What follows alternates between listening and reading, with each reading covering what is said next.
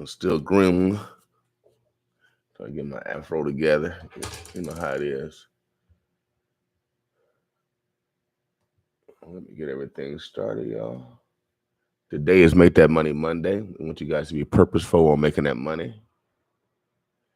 And do it the honest way. Yeah, we don't want to bring no stress on yourself or your families. So do it the honest way. Today, we're going to be interviewing some mayoral candidates later on today.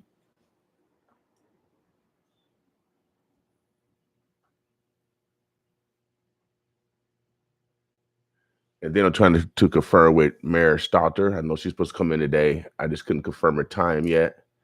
So hopefully we can still get her in, but we're going to have all the remaining 4 candidates going to come in later today. I think starting at around 3 o'clock today, we're going to have the mayor candidates coming on every hour from 4 to about 7, I think. And so I want you guys to stay tuned all day so you can listen to who you guys going to vote for our next mayor.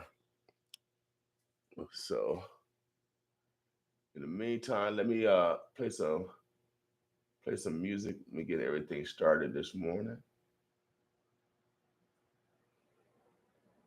Boss With Me. This is a new song by my man, I think it's Brandon. I think I got it written down somewhere.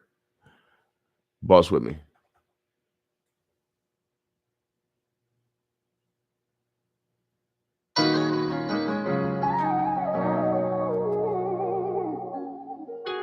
I can't commit to nobody, baby.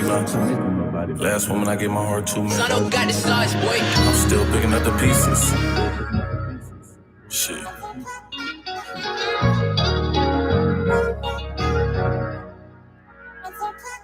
All the ring and I proposed to you. All them hidden secrets I ain't supposed to you. Girl, you had me thinking I was close to you, but now that love is overdue. It ain't about our time, then I'm a ghost to you. I just think our time should mean the most to you. You don't see the wrong you do. You ain't see the love that I was showing you. And you don't seem to think I got emotions too. But girl, I gave my soul to you.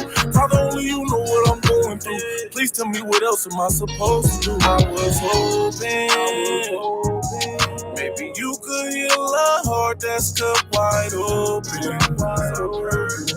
Cause I don't seem to have any emotion. When before I lost my heart, my love was golden. I'm heartbroken. When I was trying to fight that case, and you hung up in my face, I wish the tables turned so I could show you how it tastes. How would you feel if you went to jail and love and got replaced? How would you feel if the love you thought was real was really fake?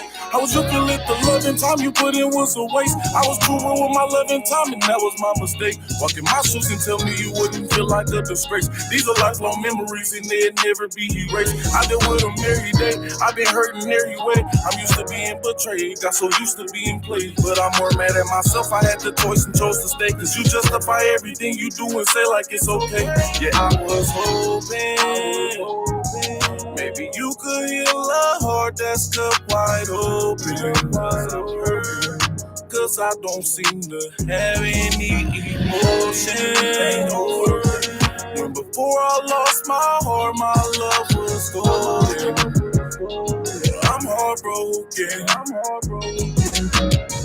Broken hearted, yeah, it feel like an emergency. My heart been hurting me, I feel like murdering everybody who claim they love me and deserted me. I might as well add everybody to the murder scene. My heart so broke, it ain't no fixing, it was surgery. I wish I knew a way to fix these problems with some urgency. Maybe it's just my intuition alerting me they don't deserve the king. They deserve somebody worse than me. Cause in my head I see everybody else versus me. On top of that, my big brother went down from first degree. Before he left me, he tried to get me to learn some things, but I was immature and ain't want nobody coerce me. Nobody would encourage me. I took it personally, and that's what made a monster burst out in the merge for me. Cause I looked out for everybody that would turn to me, and I can't find no help now that my situation's worse. I was hoping maybe you could heal a heart that's cut wide open. Cause I don't seem to have any emotion. When before I lost my heart, my love was golden. I'm heartbroken. If you ain't helping me, you harming me. I'm just trying to fix myself.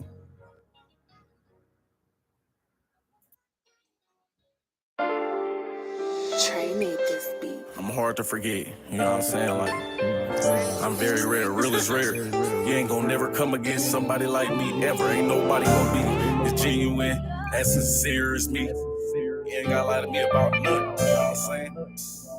For real. Ooh, I know you out here doing you. I don't bother to ask cause you ain't about to tell the truth. I ain't about to address the elephant in the room. You ain't about to confess and I ain't finna assume. Ooh, remember when you broke the news and told me you was sleeping with another dude? Expecting me to act like everything was cool, but that was something I wasn't willing to do. Ooh, that's what I'm going through. I used to feel like I had everything to prove, but now I feel like I ain't got nothing to lose. It's life or death and I don't know what I'ma choose. Ooh, I ain't gon' lie, I got the blues. I ain't gon' lie, sometimes you leave me so confused. Losing my mind, I tend to lose a couple screws. I wanna cry, but when I cry, you get amused. Cause you like to feed off my misery. You don't know how much you mean to me. But you act like you don't remember me. You can't wipe me out of your memory. I'm unforgettable. Can't forget me. Tattoo in that brain, I promise you. I guarantee. Everything we done been through, you wanna forgive me? For real? Race eaters!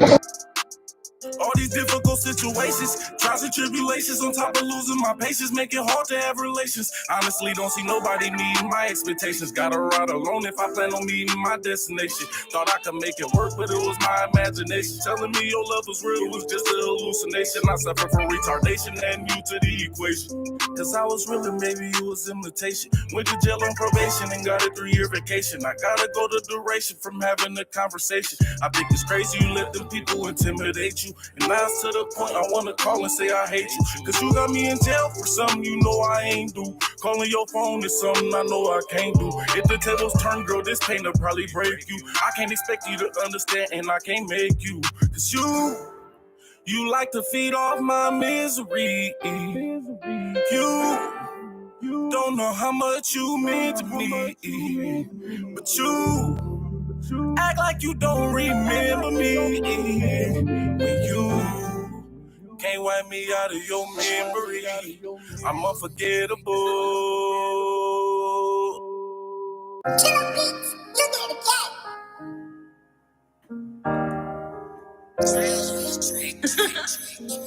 And I ain't gonna lie, man, feel like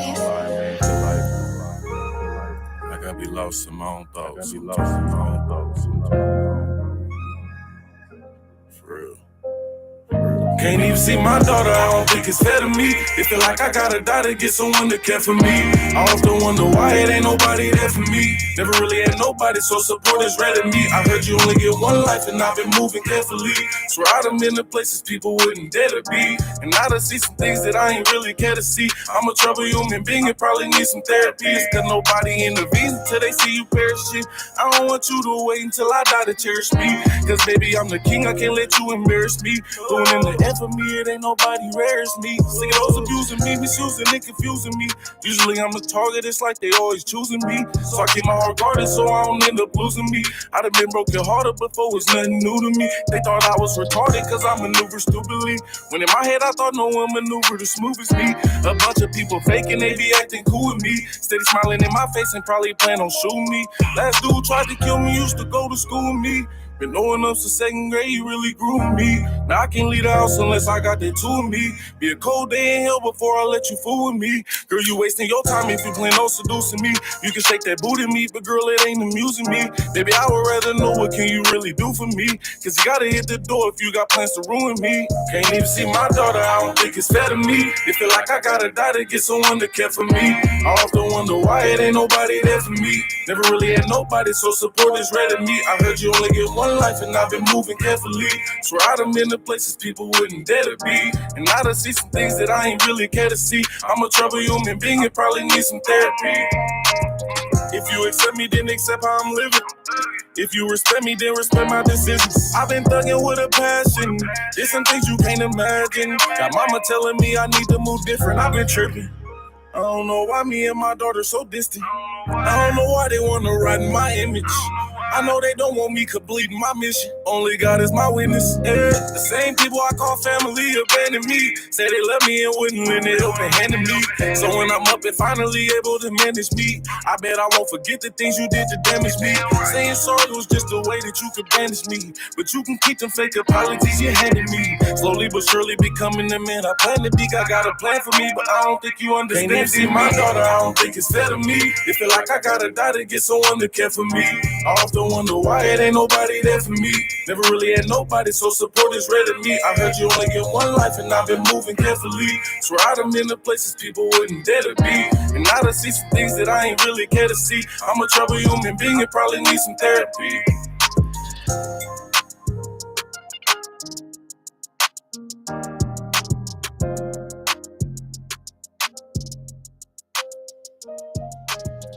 Omaha, Nebraska. That was produced by a young man. He's currently incarcerated right now. Oh, yeah. He's crying out. You know, everybody need a little therapy. You know, everything is not, not pleasant. It's always someone worse off than you.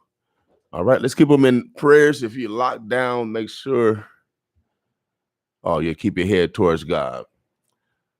All right. All right. That was, again, my man. He's over in Sarpy County right now. So gotta show some love. Gotta show some love. We all make mistakes. We all mortal. We're gonna keep it rolling this morning. Play some more new music. Check this one out. It's Drayon. He was here last week. This is his new cut. We're gonna play some more new music this morning, and then play a video from Malcolm X, Ballot or the Bullet. It is voting season. The primary is tomorrow. So you guys got to get out and vote. Got to vote. You got to participate in the change. Check this new song out. New music by Drayon.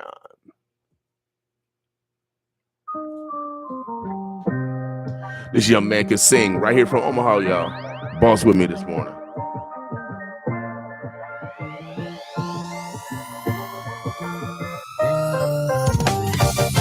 You don't know how many times I've been cast down, 'cause I was looking for a way out. People dying in my hometown. You don't know how many dreams I done let go. Like Dr. King, they were shot cold, because I dreamed beyond the front porch. World keeps spinning, round and round, and I ain't about to give up now. This and mine is a matter of time. The sun comes back around. I'm looking for a brighter day. I'm looking for a better way. I'm waiting for the sun to come to shine its light on a really dark night. Light it up and let it shine on me. Light it up. I wanna see it shine, shine, shine.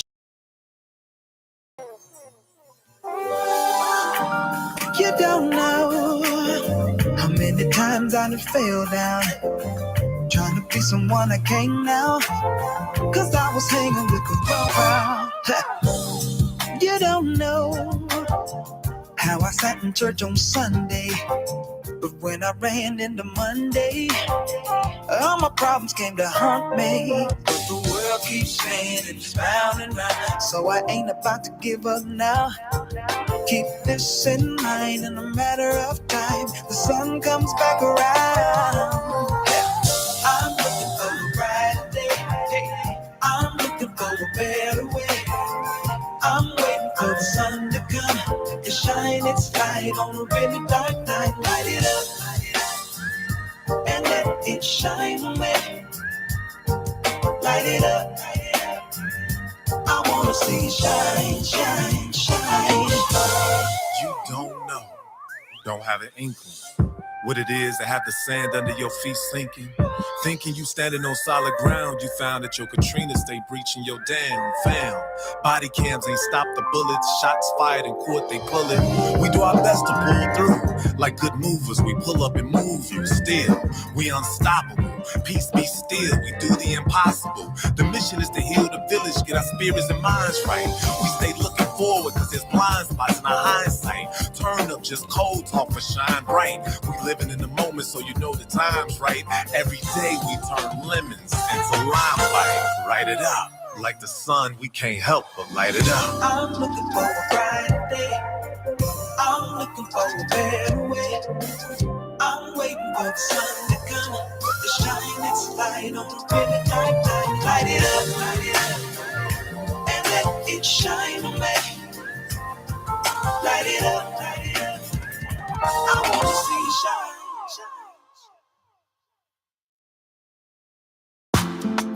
Push on, push on, push on.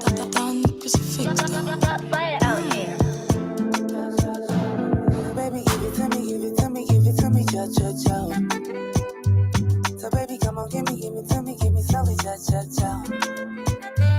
So baby, give it to me, give it to me, give it to me, cha cha cha. So baby, push on, cha cha cha. Ain't nobody do me like you.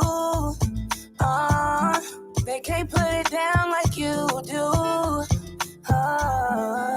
So baby, take your time. This is all you can get. Savor this pretty thing. Yeah, all I need is you. You're the one I choose. Baby, give it to me, give it to me, give it to me, cha cha cha. So baby, come on, give me slowly, cha cha cha. So baby, give it to me, give it to me, give it to me, cha cha cha. So baby, push on, cha cha cha. If I put my body on you, would you rock my body? Will you? Too much of me can be bad or good. You ready for that, my boo? I can intoxicate you. I'm addictive, so are you really ready? Don't never lay, yeah. I go get you, take, yeah. Baby, any day, yeah. Baby, anywhere. Boy, you know that I'm never late. I go give you, take, baby, any day or anywhere. Baby, give it to me, give it to me, give it to me, cha cha cha. So baby, come on, give me slowly, cha cha cha. So baby, give it to me, give it to me, give it to me, cha cha cha. So baby, push on, cha cha cha. So baby, give it to me, give it to me, give it to me, cha cha cha. So baby, come on, give me slowly, cha cha cha. So baby, give it to me, give it to me, give it to me, cha cha cha. So baby, push on, cha cha cha. Play it out here. Cha cha cha. Push on me. Ain't nobody do me like you. Push on me. Would you rock my body? Will you? Cha cha cha. Done crucifix though. It's Joy on the beats. Who be the barber? Who be the done? Walking the Prada, what it done? Come in the logo, come in the tongue. That's it, the dada, come in the crucifix. Party now we from Puerto Rico. The man them go loco, the girl them go loco. They love me like the tacos. When I visit them from Mexico, take a road. The dog crucifix. Atlanta to London, Nebraska to Lagos to Asia. We dey give them insomnia. Isabella, Maria, Alexa, Julie, and Gabriella. They keep sending love letters. Compressor. We make you feeling nice. She don't realize. Anything when you like. Just make her booty bounce. For crucifix story. Party now we from Puerto Rico. The man them go loco. The girl them go loco. Below me like the tacos. When I visit them from Mexico. Take your road. The dog crucifix story.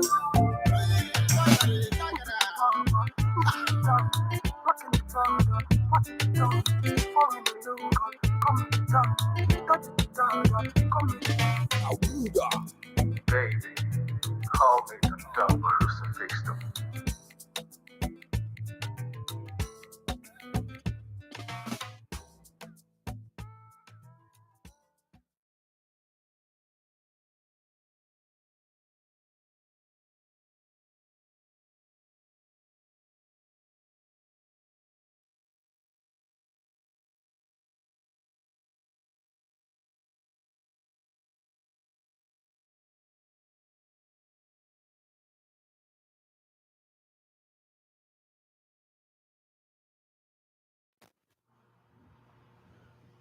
All right, Omaha. That was new music. All that was new music. Get things coordinated. We're gonna play a video shortly. Again today, we're gonna have, and I'm gonna be putting this out later today. We got interviews today with all the mayor candidates. Mark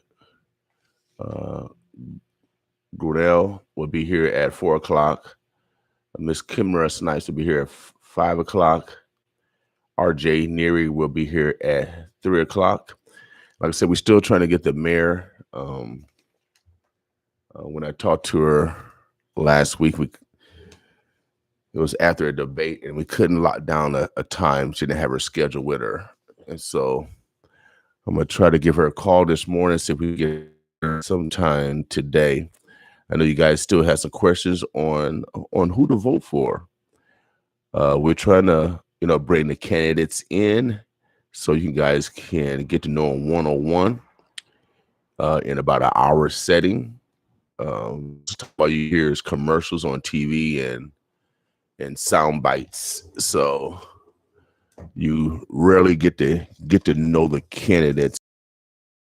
We'll be interviewing every mayor candidate. We had a chance to interview Jasmine on Friday. And so if you go to our YouTube page, 95.7 The Boss, or search William King, you can see those interviews. You can see all the interviews with the city council members here in District 2. Also, I know I got messages on who to vote for. There's a lot of candidates in District 2 that's running for city council. So I encourage you to go back and look at our archives either on Facebook or YouTube. YouTube, you'll probably find it a lot quicker. That interview were done over 2 days last Wednesday and Thursday. We interviewed every city council candidate as well as the incumbent, Ben Gray. Today, hopefully, we'll interview the mayor.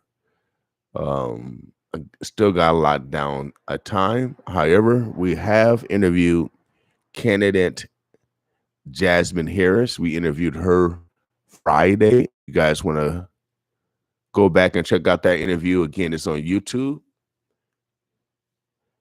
Today, we will be interviewing the remaining candidates for mayor, starting at 3 o'clock today. 3, 4, 5, we'll be interviewing the remaining candidates for mayor of Omaha. The vote is tomorrow. The primary is tomorrow. There's always messages out there that say, don't vote, don't vote.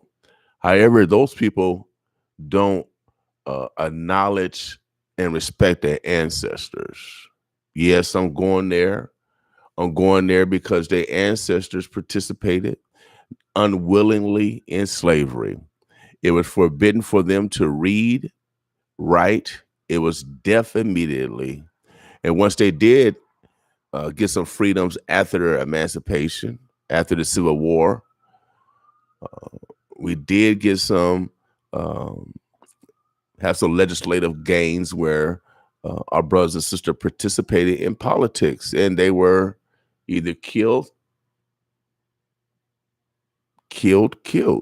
or someone else was put in there to make decisions for the slave masters. And so our people, you just don't remember our path for our people. And the vote was freedom. The vote was freedom. And if you don't vote, you have stopped. You are not participating in your own freedom. Yes, you, the one that don't participate in the process. You see how they changing laws down in Georgia. They don't even want to give black people water in the line. No, they don't want to give black people water in the line just to vote. This is in 2021. If voting did not matter, they wouldn't pass all these laws down in Georgia right now. Even white folks are saying that is unconstitutional. That is anti-democratic, what they're doing. So if the vote did not matter, why would they go to this extent? Why would Nebraska, even lawmakers, want to put in, you got to show ID before you vote? Why will they make it harder to vote? Why? Why will they make it harder to vote? You that don't vote, you that don't participate in your own freedom. Yes, you that say that your vote don't matter, that the election is rigged. If the election is rigged, it matters. It matters to someone. The people didn't storm the Capitol for nothing. It was over election. It was over voting. Voting does matter. And if you black and you don't participate, you have stopped participating in your own freedom. You need to stay on the sideline. My mom always said, if you have nothing good to say, don't say it at all. And so if you're preventing someone else from voting, from participating in their own freedom, you need to sit on the sideline. You need to shut up and sit on the sideline. If you have nothing good to say, sit on the sideline and shut up. Where are your mamas and where are your daddies at? Voting is a process of freedom. Our people died because they couldn't vote. Our people died because it was against the law for them to read. But you can read. You knew Massa. Yeah, you knew Massa. Yeah, you knew Massa. The one that called yourself a gangbanger. The one that called yourself a minister or whatever title you want to call yourself, from good to bad. You that the one that don't participate in your own freedom, in your own children's freedom, and your grandchildren's freedom. Yeah, you don't participate. You don't participate at all. And so voting is important. My mother voted for the first time for Obama. 2008, I think she was like 80 years old.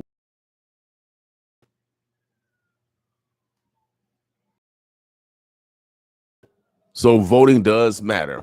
The process does matter. And it's up to you. Are you going to participate in your own freedom, or are you going to be just like a Negro that's happy to be on the plantation? Oh, yeah.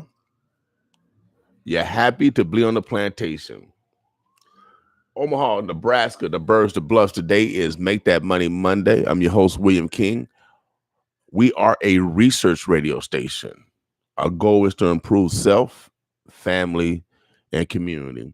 The only way is we have to talk about real things, about real truths, in order to get real solutions. Today is Make That Money Monday. We want you guys to be purposeful on forming your mindset of making money the honest way. If you have to save, if you have to invest, let's improve our money decisions. If we have to save, we have to spend, and what we have to spend on. Are we budgeting?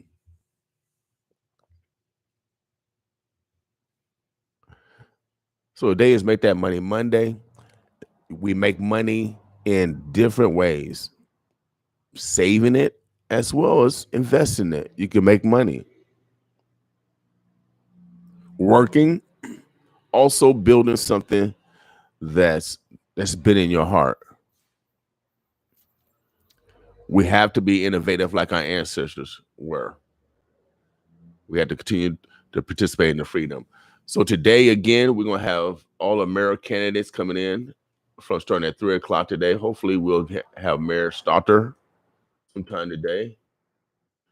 We want to make sure that we're fair and balanced. Good morning, everybody. Good morning on YouTube, Facebook. We appreciate y'all. If you are in the cars, oh, yeah, we appreciate y'all. Shouts out to all the bus drivers that's transporting our precious cargo. Again, it's 7:32 in the morning. Some areas is going to receive some rain this morning. Some areas of Omaha, the metro area, will receive some rain. It's about 40% chance, but like it's passed by now. So it's going to be in the 80s today. Then the highest around 84. So we get out, enjoy yourself today. Get out, enjoy your sun. Then it's going to be partly cloudy, so the sun's going to be in and out all day today. Partly cloudy. It's going to be kind of windy today. They're expecting rain Wednesday and Thursday this week. Again, the primary is tomorrow. You have to vote if you are registered. If you are not registered, there's still time to get registered. There's still time to get registered if you're not registered for the general election. And that will be in May. So I think it's still time. We'll have to get someone from one of the parties to come in and make sure we get that accurate information out. All right. Again, you guys are listening to 95.7 The Boss. It is the 5th of April. Time is moving by quickly. Happy birthdays for those that have birthdays. Condolence for those that have lost someone, without a doubt. Again, today is Make That Money Monday. We want you guys to be purposeful on making that money, without a doubt. We're going to play some more music, and then, like I said, we're going to play a video from Malcolm X, Ballot or the Bullet. Oh, yeah. We received a national grant. That grant was for promoting African American history, Black Americans' contributions within America. And so we play our ancestors, those that have created history, those that have participated in our freedom.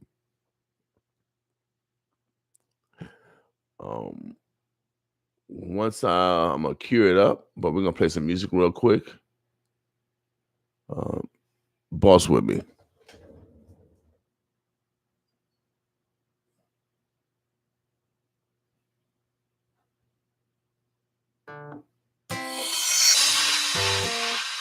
Yeah. Right. Be the man. Eddie K. Tule wate. Yeah. I feel I'm over shouting, I buy the full squad to link ADK, Kubo losses, don't shout. We pull up with a new baby bear, you shut down, La Passport Bang, we never go down. Mumpaya Sem na Yenima, we don't shout. Street boy hustle for the money and don't shout. So we shout, yeah, we shoot, so don't shout. Yeah, you say, although you're a but we don't shout. Where you groovy, feeling the star, and it's a movie. I dream to me, some now with him, so many you be. May I mad, I know get your time when you me duty. Your bad mind, they never go the movie. If you are done, na pants pen a rock, now we shout it. Kanta gang, yeah, na mo fort, now you scout it. Bantama girls are dropping, I be sure you'll be on the conti, can't drop. I brony be ye, la passy phone, what now 1,000. Counter back, put now we shit, now we shout it. Vandasa, the po cry, your bo hat tricky, burobi palm, me quado. Missu, I mean, me botomu, amanyamio.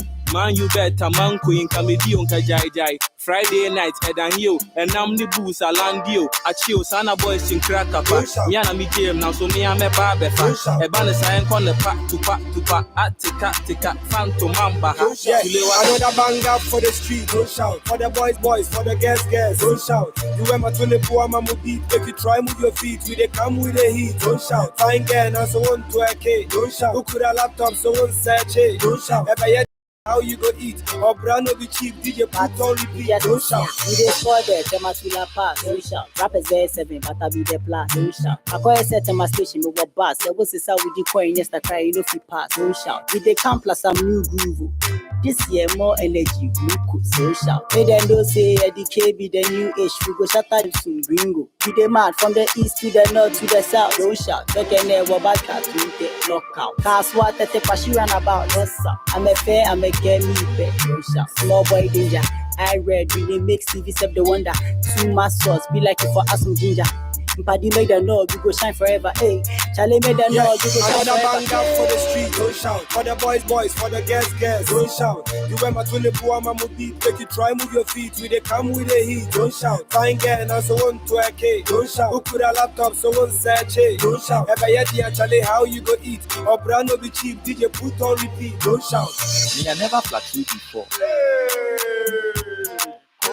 Me I never chopped Gary before. Penny no be me cause me I know the lie. Don't shout. Me we brama me man will high. Don't shout. While they send me credits make I take post at abandon. This GPDS start roll like a candle. A torchlight, a flash here. Give highlight. You know the scene. We get sorry for me kwan so very good check. If a man try cross, I have all you check. So we go bana ye chiwa. Don't shout. God no be mumu the work out solid. Don't shout. Baby you go make your roommate take it calm. Don't shout. Now so Allah sucker say who cream one. Another banger for the street. Don't shout. For the boys, for the girls, don't shout. You wear my 24 mamu beat, make you try move your feet. We they come with the heat, don't shout. Fine girl, now so on to a K, don't shout. Who could a laptop, so on search it, don't shout. Ever yet, Charlie, how you go? Or brand no be cheap, DJ put on repeat, don't shout.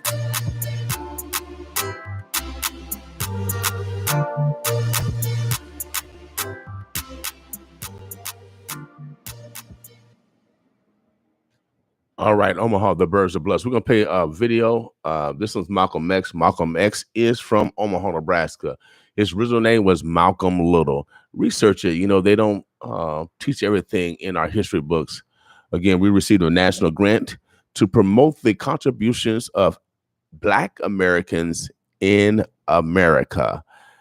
We are going to play from our hometown hero, Malcolm X, originally known as Malcolm Little. So if you guys want to research him, his name, they have a Malcolm X organization building here, Malcolm X Foundation. And so we just want to highlight one of our neighbors in regards to the participation and freedom. Malcolm X, this one's called Ballot or the Bullet.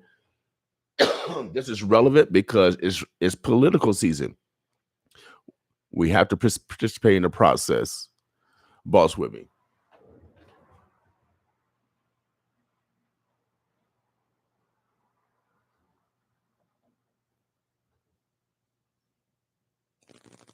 Mr. Moderator, Reverend Clee, and Milton, brothers and sisters, and friends, and I see some enemies.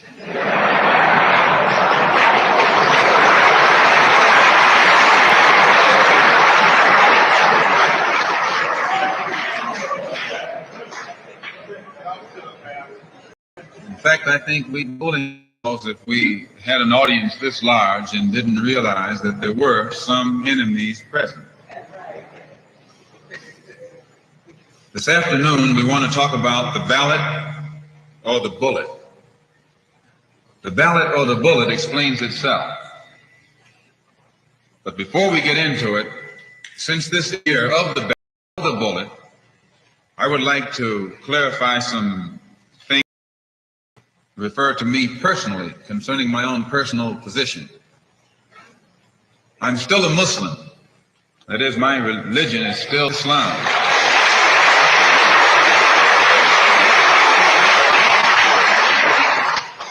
My religion is still Islam. I still credit Mr. Muhammad for what I know and what I am.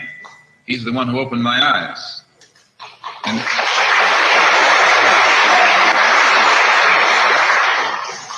at present, I'm the minister of the newly founded Muslim Mosque Incorporated, which has its offices in the Teresa Hotel right in the heart of Harlem. That's the Black Belt in New York City.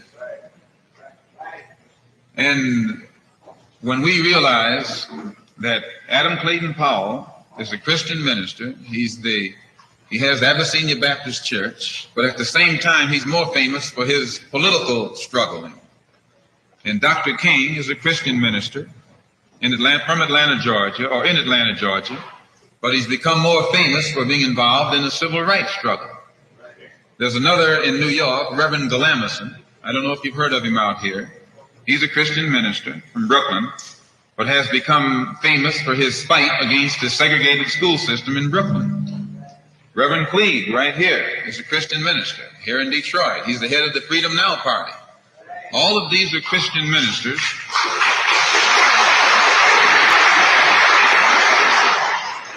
All of these are Christian ministers, but they don't come to us as Christian ministers. They come to us as fighters in some other category.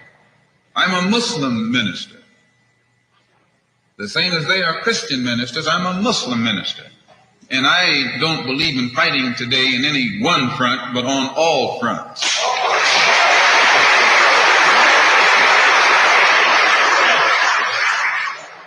In fact, I'm a black nationalist freedom fighter.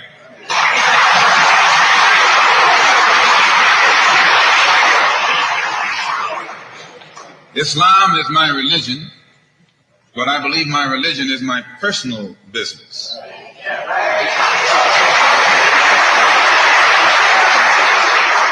It governs my personal life, my personal morals, and my religious philosophy is personal between me and the God in whom I believe, just as the religious philosophy of these others is between them and the God in whom they believe.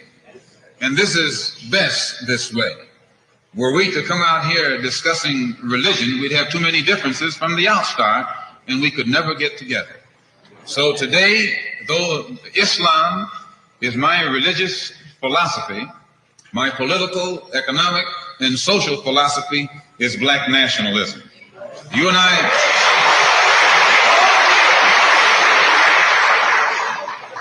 As I say, if we bring up religion, we'll have differences, we'll have arguments, we'll never be able to get together. But if we keep our religion at home, keep our religion in the closet, keep our religion between ourselves and our God, but when we come out here, we have a fight that's common to all of us against the enemy who is common to all of us.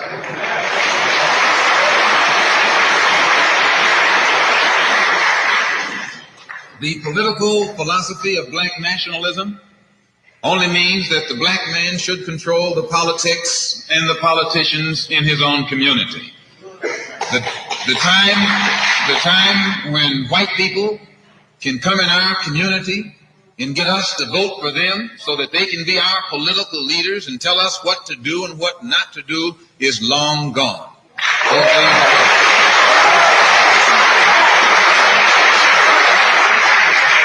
By the same token, the time when that same white man, knowing that your eyes are too far open, can send another Negro into the community, get you and me to support him so he can use him to lead us astray, those days are long gone.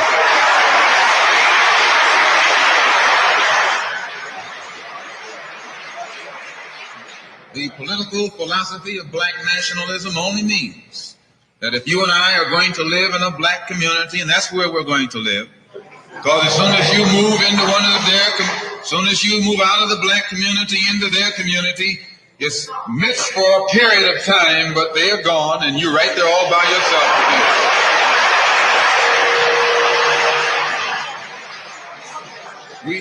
We must understand the politics of our community, and we must know what politics is supposed to produce.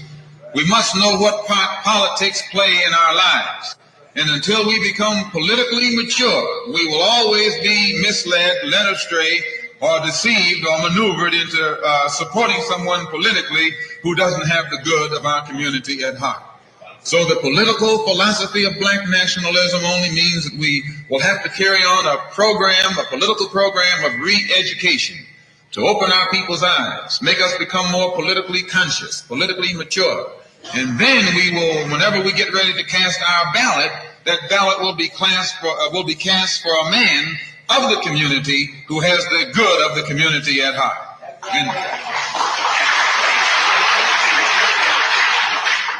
The economic philosophy of black nationalism only means that we should own and operate and control the economy of our community.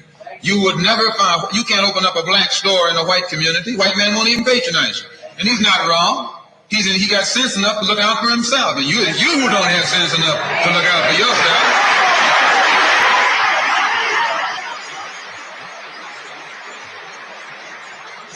The white man is too intelligent to let someone else come and gain control of the economy of his community. But you will let anybody come in and control the economy of your community, control the housing, control the education, control the jobs, control the businesses under the pretext that you want to integrate. No, you're out of your mind.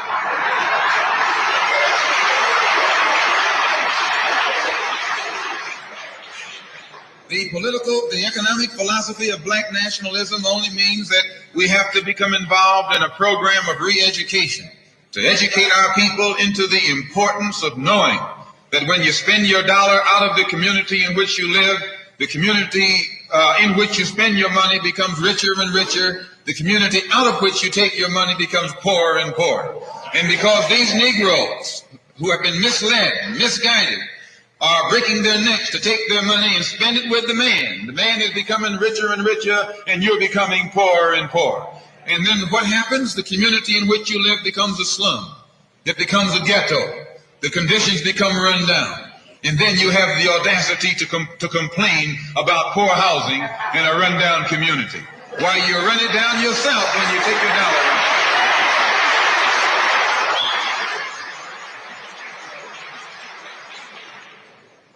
And you and I are in a double track, because not only do we lose by taking our money someplace else and spending it, when we try and spend it in our own community, we're trapped because we haven't had sense enough to set up stores and control the businesses of our community. The man who's controlling the stores in our community is a man who doesn't look like we do. He's a man who doesn't even live in the community. So you and I, even when we try and spend our money in the block where we live or the area where we live, we're spending it with a man who, when the sun goes down, takes that basket full of money in another part of the town.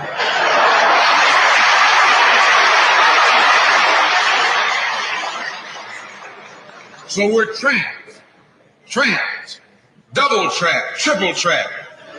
Anywhere we go, we find that we're trapped.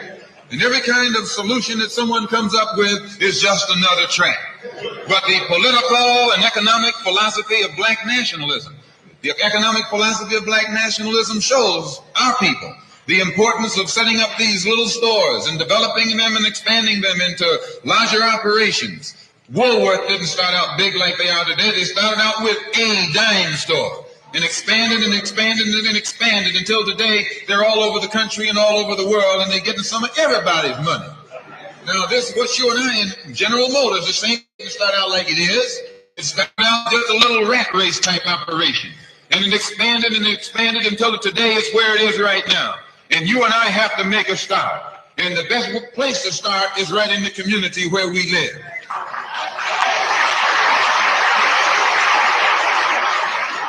So our people not only have to be re-educated to the importance of supporting black business, but the black man himself has to be made aware of the importance of going into business. And once you and I go into business, we own and operate at least the businesses in our community. What we will be doing is developing a situation wherein we will actually be able to create employment for the people in the community. And once you can create some employment in the community where you live, it will eliminate the necessity of you and me having to act ignorantly and disgracefully, boycotting and picketing some cracker someplace else, trying to beg him for a job.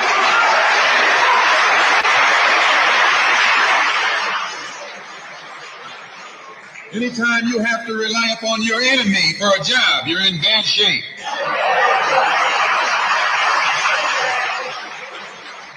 He is your enemy. Anytime you wouldn't be in this country if some enemy hadn't kidnapped you and brought you here.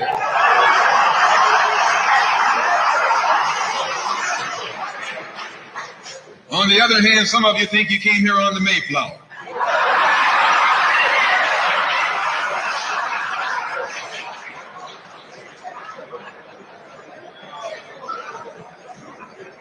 So as you can see, brothers and sisters, today, this afternoon, it's not our intention to discuss religion. We're going to forget religion. If we bring up religion, we'll be in an argument. And the best way to keep away from arguments and differences, as I said earlier, put your religion at home, in the closet. Keep it between you and your God. Because if it hasn't done anything more for you than it has, you need to forget it anyway.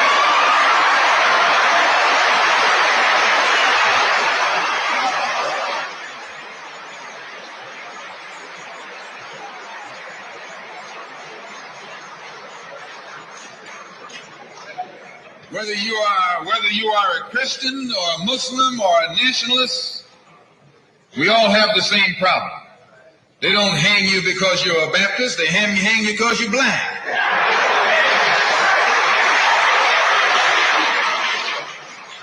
They don't attack me because I'm a Muslim, they attack me because I'm black. They attack all of us for the same reason. All of us catch hell from the same enemy. We're all in the same bag, in the same boat.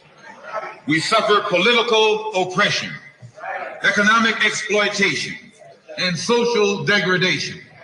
All of them from the same enemy. The government has failed us. You can't deny that. Anytime you live in the 20th century, 1964, and you walking around here singing, "We shall overcome," the government has failed.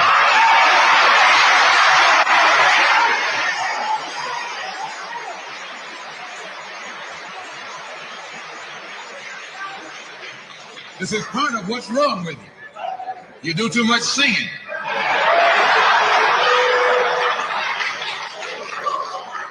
Today it's time to stop singing and start swinging.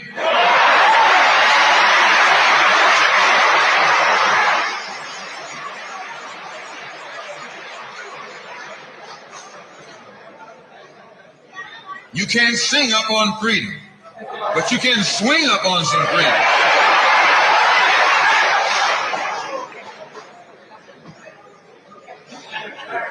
Cassius Clay can sing, but singing didn't help him to become the heavyweight champion of the world. Swinging helped him become the heavyweight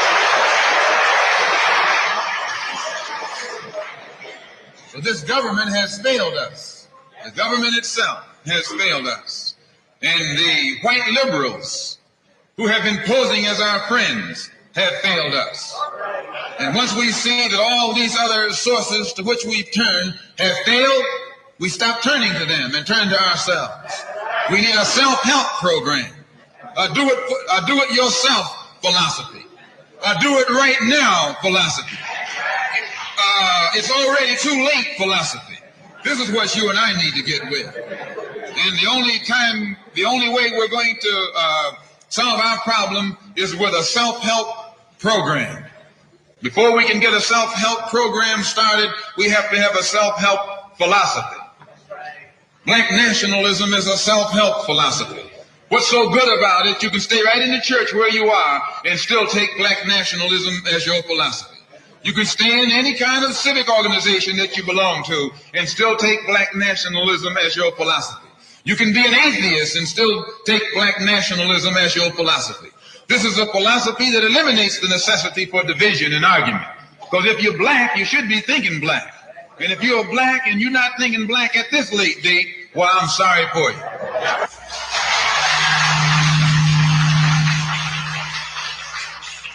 Once you change your philosophy, you change your thought pattern.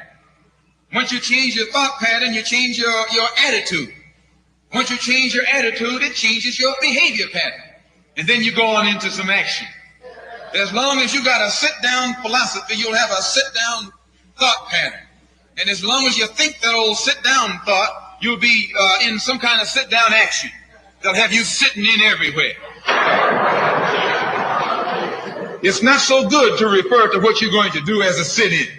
Then right there, castrates you. Right there, it brings you down. What goes with it? Think of the image of someone sitting. An old woman can sit. An old man can sit. A chump can sit. A coward can sit. Anything can sit. Well, you and I have been sitting long enough, and it's time today for us to start doing some standing and some fighting to back that up.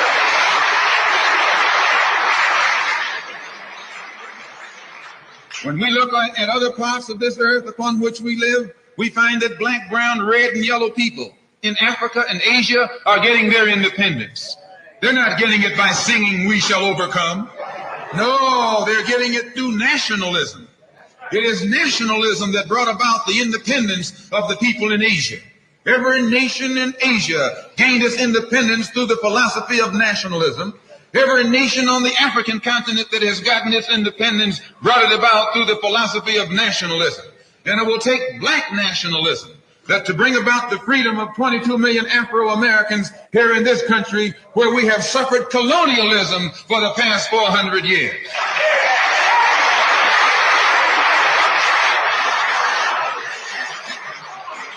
America is just as much a colonial power as England ever was.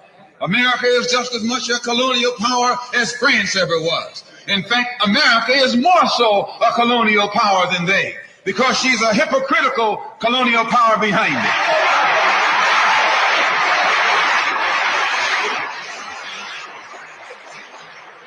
What do you call second-class citizenship? Why, that's colonization. Second-class citizenship is nothing but 20th century slavery. How are you going to tell me you're a second-class citizen? They don't have second-class citizenship in any other government on this earth. They just have slaves and people who are free. Well, this country is a hypocrite. They try and make you think they set you free by calling you a second-class citizen. No, you're nothing but a 20th century slave.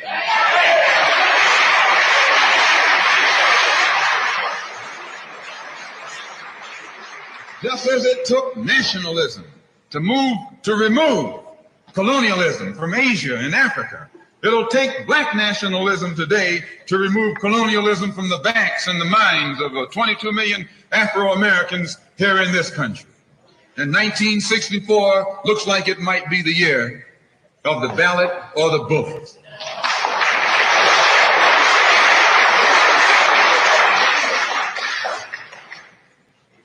Why does it look like it might be the year of the ballot or the bullet? Because Negroes have listened to the trickery and the lies and the false promises of the white man now for too long. And they're fed up. They've become disenchanted. They've become disillusioned. They've become dissatisfied. And all of this has built up frustrations in the black community that makes the black community throughout America today more explosive than all of the atomic bombs the Russians can ever invent. Whenever you got a racial powder keg sitting in your lap, you're in more trouble than if you had an atomic powder keg sitting in your lap. When a racial powder keg goes off, it doesn't care who it knocks out the way. Understand this, it's dangerous. And in 1964, this seems to be the year. Because what can the white man use now to fool us? After he put down that march on Washington, and you see all through that now, he tricked you, had you marching down to Washington. Yes, as you marching back and forth between the feet of a dead man named Lincoln and another dead man named George Washington, singing "We Shall Overcome."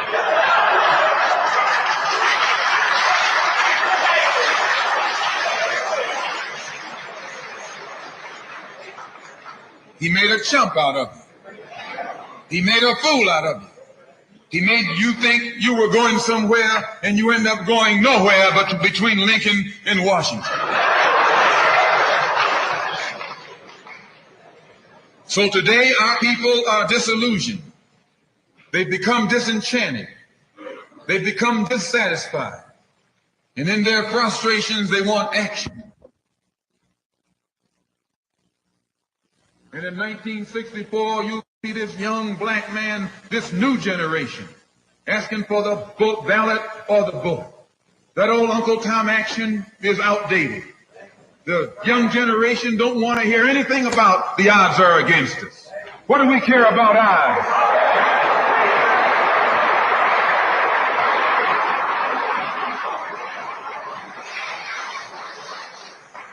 When this country here was first being founded, there were 13 colonies. The whites were colonized. They were fed up with this taxation without representation. So some of them stood up and said, liberty or death.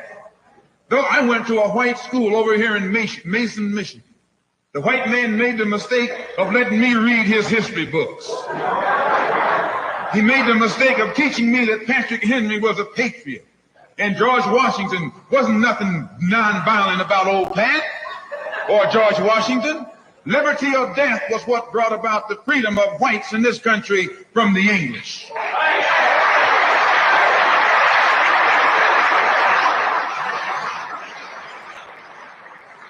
They didn't care about the odds. Why, they faced the wrath of the entire British Empire. And in those days, they used to say that the British Empire was so vast and so powerful when the sun would never set on it. This is how big it was. Yet these 13 little scrawny states, tired of taxation without representation, tired of being exploited and oppressed and degraded, told that big British Empire, liberty or death. And here you have 22 million Afro-American black people today catching more hell than Patrick Henry ever saw.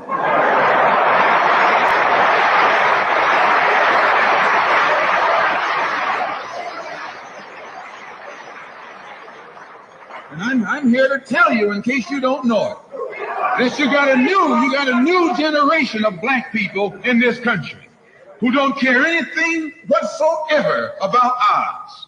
They don't want to hear you old Uncle Tom handkerchief heads talking about the odds.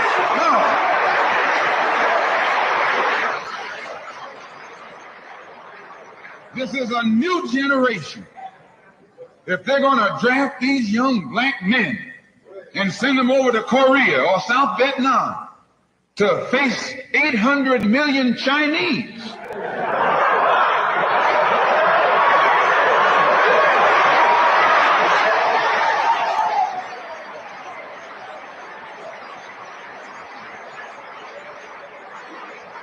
if you're not afraid of those odds, you shouldn't be afraid of these odds.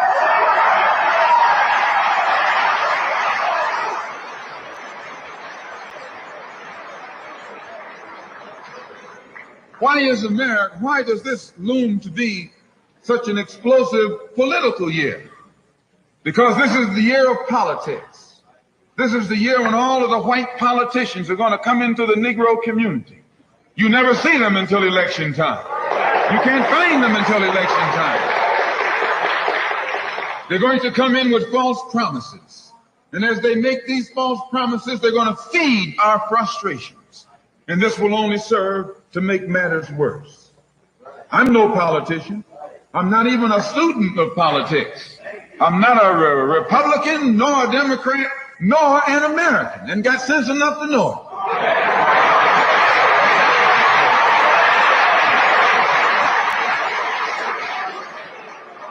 I'm one of the 22 million black victims of the Democrats. one of the 22 million black victims of the Republicans, and one of the 22 million black victims of Americanism.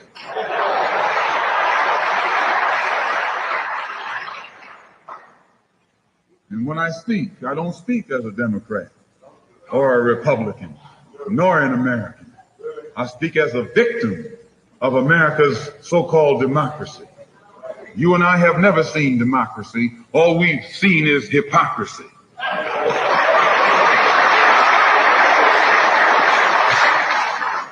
When we open our eyes today and look around America, we see America not through the eyes of someone who has enjoyed the fruits of Americanism. We see America through the eyes of someone who has been the victim of Americanism. We don't see any American dream. We've experienced only the American nightmare. We haven't benefited from America's democracy. We've only suffered from America's hypocrisy. And the generation that's coming up now can see it and are not afraid to say it. If you go to jail, so what? If you're black, you were born in jail.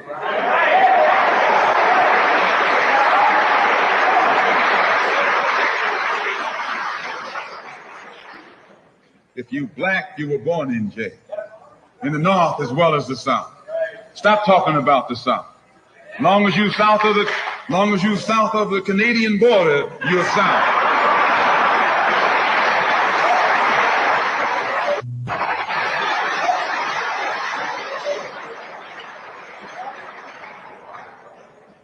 Don't call Governor Wallace a Dixie governor. Romney is a Dixie governor.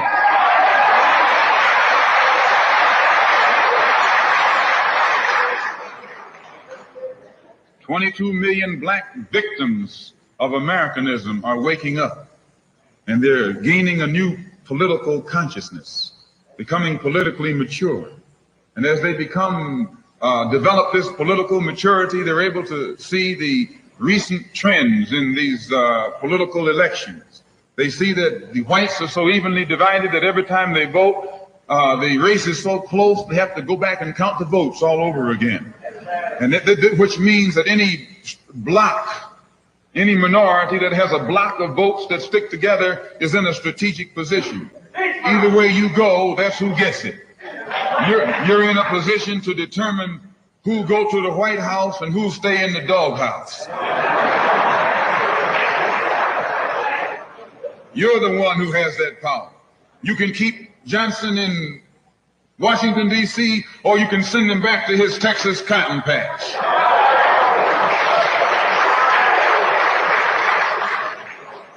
You're the one who sent Kennedy to Washington. You're the one who put the present Democratic administration in Washington, D.C. The whites were evenly divided. It was the fact that you threw 80% of your votes behind the Democrats that put the Democrats in the White House. When you see this, you can see that the Negro vote is the key factor. And despite the fact that you are in a position to be the determining factor, what do you get out of it? The Democrats have been in Washington, D.C. only because of the Negro vote. They've been down there 4 years. And all other legislation they wanted to bring up, they brought it up and gotten it out of the way, and now they bring up you. And now they bring up you. You put them first and they put you last. Because you're a chump.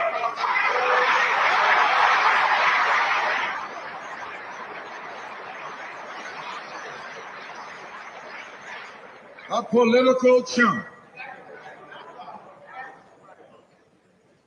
In Washington, D.C., in the House of Representatives, there are 257 who are Democrats. Only 177 are Republicans. In the Senate, there are 67 Democrats. Only 33 are Republicans. The party that you backed controls 2/3 of the House of Representatives and the Senate, and still they can't keep their promise to you because you're a chump.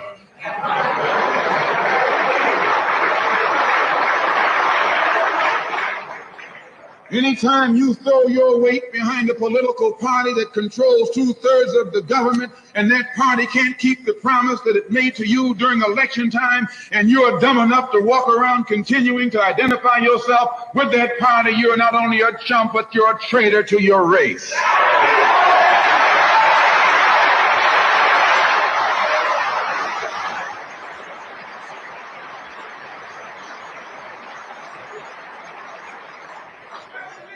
And what kind of alibi do they come up with? They try and pass the buck to the Dixiecrats. Now, back during the days when you were blind, deaf, and dumb, ignorant, politically immature, naturally you went along with that. But today, as your eyes come open and you develop political maturity, you're able to see and think for yourself. And you can see that a Dixiecrat is nothing but a Democrat in disguise. You look at the structure of the government that controls this country. It's controlled by 16 senatorial committees and 20 congressional committees. Of the 16 senatorial committees that run the government, 10 of them are in the hands of Southern segregationists. Of the 20 congressional committees that run the government, 12 of them are in the hands of Southern segregationists. And they're going to tell you and me that the South lost the war.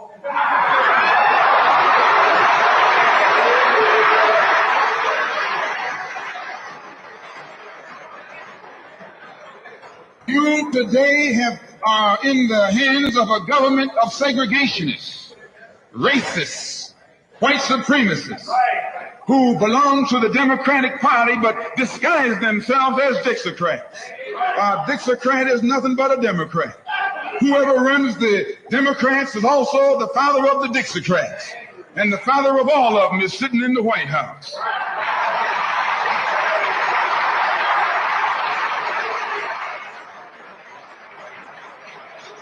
I say, and I say it again, you got a president who's nothing but a Southern segregationist.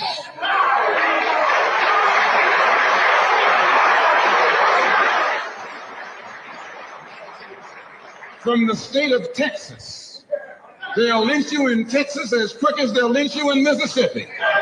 Only in Texas, they lynch you with a Texas accent. In Mississippi, they lynch you with a Mississippi accent. And the first thing the cracker does when he comes in power, he takes all the Negro leaders and invites them for coffee to show that he's all right. And those Uncle Toms can't pass up the coffee.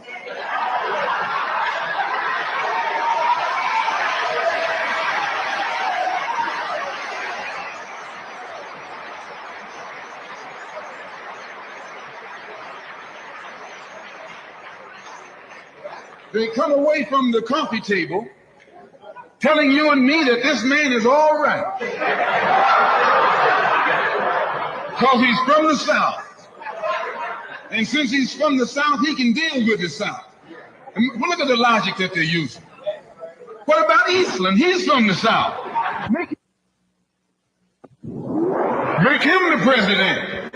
If Johnson is a good man because he's from Texas, and being from Texas will enable him to deal with the South, Eastman can deal with the South better than Johnson.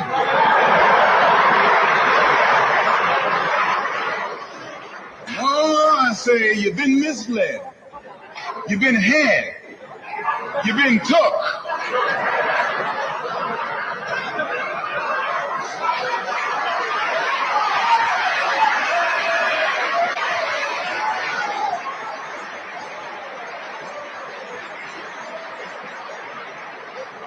I was in Washington a couple of weeks ago while the senators were filibustering. And I noticed in the back of the Senate a huge map. And on this map, it showed the distribution of Negroes in America. And surprisingly, the same senators that were involved in the filibuster were where there were the most Negroes. Why were they filibustering the civil rights legislation? Because the civil rights legislation is supposed to guarantee voting rights to Negroes in those states. And those senators from those states know that if the Negroes in those states can vote, those senators are down the drain.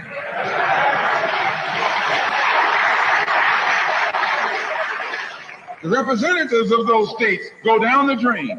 And in the Constitution of this country, it has a stipulation wherein whenever the rights, the voting rights of people in a certain district are violated, then the representative who's from that particular district, according to the Constitution, is supposed to be expelled from the Congress.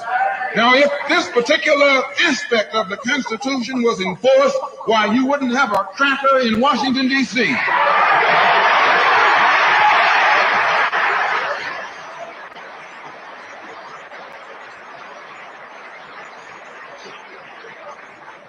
But what would happen when you expel the Dixiecrat? You're expelling the Democrat.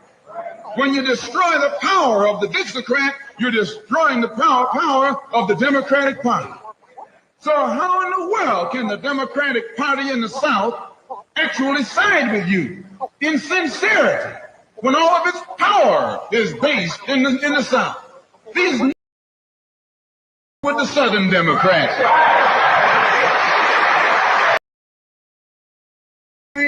Con game, a political con game. You know how it goes. One of them comes to you and make believe he's for you, and he's in cahoots with the other one that's not for you. Why? Because neither one of them is for you. But they got to make you go with one of them or the other. So this is a con game, and this is what they've been doing with you and me all these years.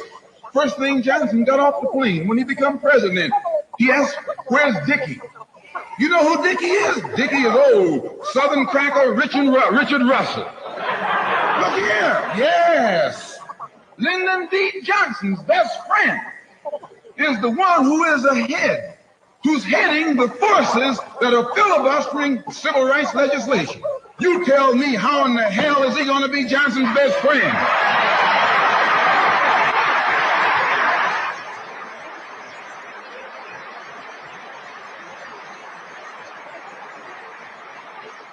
How can Johnson be his friend and your friend too?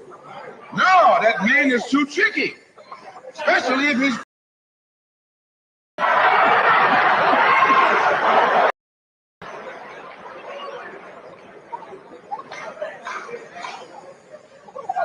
whenever the Negroes keep the Democrats in power, they're keeping the Dixiecrats in power. This is true. A vote for a Democrat is nothing but a vote for a Dixiecrat. I know you don't like me saying that, but I'm not the kind of person who come here to say what you like. I'm going to tell you the truth whether you like it or not.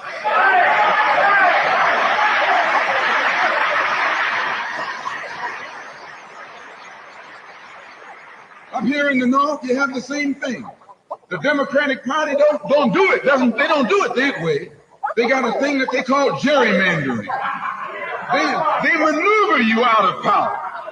Even though you can vote, they fix it so you're voting for nobody. They got you going and coming. In the South, they're outright political wolves. In the North, they're political foxes. A fox and a wolf are both canine. Both belong to the dog family.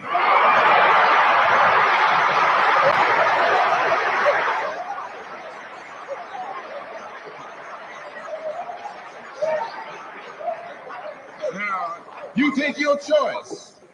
You're going to choose a northern dog or a southern dog. Because either dog you choose, I guarantee you, you'll still be in the doghouse. This is why I say it's the ballot or the bullet. It's liberty or it's death. It's freedom for everybody or freedom for nobody.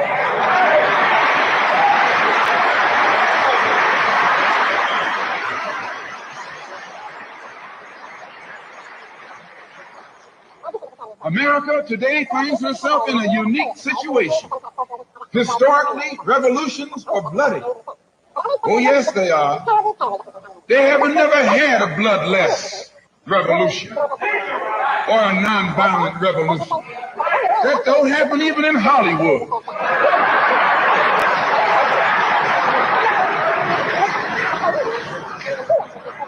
You don't have a revolution in which you love your enemy. Then you don't have.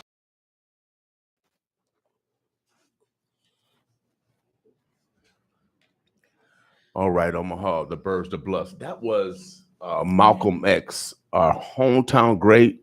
You know, he don't get the respect from everybody, but he's from the north side and we love him. And so also we received a national grant. You know what I mean? So, you know, I reads, you know, we couldn't read. My ancestors couldn't read, but I'm able to read. And we got a national grant. And it came from the Trump administration. I got to give credit. He recognized 400 years of African-American contributions. And I received a grant. I can't help it. I'm just gonna drink to that. I drink to it. And see, I like stuff like that because it gets her fired up. Thank you, President Trump, for giving me the money. Give us the money, and now the money's actually is for to actually demonstrate, broadcast the contributions of Black Americans, and that's what we're doing with this grant. And so you're gonna receive, you know, those that participated in our freedom. And Malcolm X is one of those gentlemen. He's from Omaha, born here. His family was, you know, they were chased away. They was chased away by, you know. Yeah, by the folks. By the KKK. KKK. Yeah. Hey. Let's. I mean, we got to know our history. We got to make sure that we are still continuing to talk about Brother Malcolm X and make sure that people, especially our children, they need to know. Well, you know, you like a female Malcolm X because look, you'll be taking no smack either. I don't take nothing from these folks. Look, I said what I said. Keep it pushing. And see how Malcolm X said that the next generation, they don't care what you say. See, and you are a ripple of that. That speech was back in 1964. I was even born. My mom was 4 years old. Yeah, I wasn't even born. I think the next year I was born. And so the things that he talked about. What you mean you think? When was you born? 1965. Okay, you was born the next year. I think I was born the next year. I was born next year. Thank you, God. Thank you.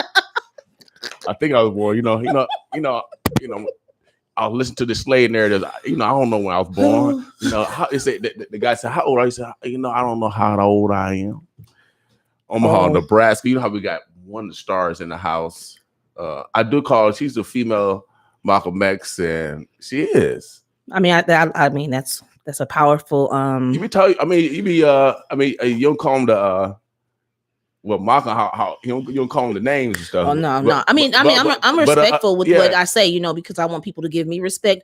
But I am going when I see something that's being said that's wrong, I'm gonna call you out. Right now. So no ifs, ands, or buts. So that's why I love her because I'm like her also. You know, we really fear. Well, we don't fear even God. We love God. Mm-hmm. He's the one who wakes us up every day. Yeah, when you love, when you love someone, you obey him. You know, I obeyed my mom and my daddy. I loved them. I didn't fear them. I loved them, so I obeyed them. All right. But we got to start in the house. You know, they got their own nouns, verbs, adjectives, prepositional phrases, all yes and predicates to introduce themselves. The election is tomorrow. I had to play the Ballad of the Bullet because of the psychology of what's going on. Here at 95.7 The Boss, we do not participate in the ignorance. And so I got to bring those that are the same, and she's willing to say she don't participate in no ignorance. Nah, she's a mother. No, I won't have no time for that. I have no time for that. I'm gonna let her introduce herself, and then we're just gonna talk about politics and the reason why voting is so important. We have I call them new slave masters. Yeah, they Black, and they are the ones that say don't vote. Your vote don't matter. Yeah, they I call them the new slave masters. They working as the overseer. You know, we're on the plantation 2 feet in. No, I don't know. I ain't no plantation. We're on the plantation. No, I'm not. Trying to get out the plantation. No. Maybe McDermott might be on the plantation, talking about the plantation, but Precious not on no plantation. 2 feet in. No, I am free. I am nobody plantation. Omaha, Nebraska. That's why I love her, because you know you're gonna get the real, and I know she's gonna be running for something next year. I don't know what she's gonna be running for, but she's gonna be doing something. I don't know. Everybody don't run for governor. Everybody's scared to run for governor. I don't think people are scared to run for governor. like I just told you off the camera, and I mean off record, and I'll just say it. Why everybody receding? I mean, me personally, I want to be where I'm making policy and making change. Okay. The governor has never made no policy. What he does, he sends it to his cronies or his little minions for them to implement it because he's thinking of something. Okay. He will never be a good senator because he does not know how to make policy. Okay. He'll never be able to do it on his own. Okay. So I don't want that job. I want to be able to make policy and make change. Okay. He doesn't know how to do that. Okay. So Well, a Freudian slip came out. Did you guys hear the Freudian slip? What was that? Miss McKesson. I think she wants to run for senator. No. I don't want to run for senator. Or Congress. Congress. No, I didn't say. I don't know. A Freudian slip came out. I got it. I'm not running for Senate. I'm not running for U.S. Senate. I'm not doing that. But she didn't say Congress. There's a lot of things that are out there. I'll just say I'm not gonna say no to a lot of things, but I will just say you could take governor, you could take Senate out of it if anybody's trying to figure it out. And then once I'm ready to announce, I'll announce. Once I get everything, in order. I mean, it's a process. I don't know how candidates make those big decisions. Like jump in, right? Yeah. This is something you have to think about because you're actually, once you say you're running for office, you're exposing not only yourself, but you're basically bringing your family. And this is my thing. Mm-hmm. And I'll say this on air and anybody can go back and run this back. Mm-hmm. When I run for office, I'm running for office. My family, my friends, they off limits. Right. And I hope whoever else is running understands that, because once you cross that line and you bring my family into it, you get a whole nother person, because then I'm coming in on you hard, and I'm coming in so hard, like you're gonna be like, okay, now they're gonna throw up the white flag, not me. Game time. Hey, if you want to play like that, we can play like that. The playground will be like that today. Right. Okay, all right. Leave my family. This is me. I'm not saying that my family has anything. No. I just want people to understand, like, it's a big decision to expose yourself and put yourself out there, because then you have people who are looking for things to discredit you. Right. And that's the thing. When I do run, I'm not running for the politics or for the drama and the politics. I'm running for the people, because that's the problem, is that we don't have people who are representing us and speaking for us and our lived experiences and our issues that are impacting our families. Right. And we have to go back to that. I don't get a pension. I don't have extra income coming in. I'm a working mom, middle-class working mom, single mom who wants to have better for my daughter and for my family. Right. And you have politicians who are career politicians who are just sitting there collecting pensions on top of pensions and turn around and not doing nothing. We can't have that no more. It's time for change. So just know, my family and my friends, they off limits. Without a doubt. We don't play that over here. We don't play that. And we got each other back, without a doubt. Similar to what the mayor's race, they've been respectful to the mayor. In this current situation, they've been keeping their family, and that's the way it should be. Definitely. Very respectful. That was something that, no one prepares for, for you to lose a loved one in that manner. Mm-hmm. And I give it to every single candidate. I give it to, even the Democratic Party. Mm-hmm. We did a moment of silence for her. Everybody, Douglas County Party. We want to make sure, regardless, at the end of the day, no matter what the title is behind your name, you're still human. Right. And you still have a heart, you still have feelings, and we have empathy. And so the fact that we all made sure that we extended that grace to her during that time, it really shows that, we do have good Omahans, and we do have people, who care. And, there were people that would say some ugly things, and I thought it was really hurtful, but those people have to answer to the man above when it's their time, or when they get there, because that's something you don't do. That you don't show ugliness because somebody lost a family member. Well, you don't do that. I thought you guys, and I wanted to bring that up because I thought you guys showed the greatest example of loving thy neighbor. Now, let me say this, because I do want to say this. Mm-hmm. We did show that example, but we need for them to show that same grace back to us. Without a doubt. When we have things in our community that impact us and hurt us, when we lose Black young men or Native American young men to systems, to be based on crimes, well, not say crime, but on things that happen to them, we need for them to extend that same grace. And I hope and pray that this, by us extending that grace, that people understand, like, you know what, I need to do the same thing. I need to offer that too, because again, we have Black and brown young men and women who have died in our city, and we have not seen elected officials extend that empathy, that great, to that condolence. Mm-hmm. And so I think we need to this is a learning experience, and hopefully anybody that's listening who's in the political realm, and they will understand that we just don't do it just for one. We need to start doing that for all. Without a doubt. Like I said, that is and sometimes people gotta see it, especially if they haven't demonstrated it. I believe we have to teach them. Yeah, and she's talked about more about mental health, and Mm-hmm. I'm glad that she's speaking on that, and that will help, especially when it comes to our police and the different things that are happening when we have mental health crisis with people in police custody, or when they're trying to put someone in custody. We can possibly extend that more because she has talked about it, about the mental health piece. So right now, let people know who you are, because we just got right in conversation. Precious McKesson. I am the Nebraska Democratic Party Black Caucus Chair, as well as the Nebraska Democratic Party Finance Director. So she got she got a whole paragraph to represent her title. Oh yeah, I do. I got a whole paragraph. I remain humble. I was y'all elector. I signed that the blue dot. I was part of the. I call it part of the 306. That's the 306 that signed electoral votes for President Biden and Vice President Kamala Harris. Historic.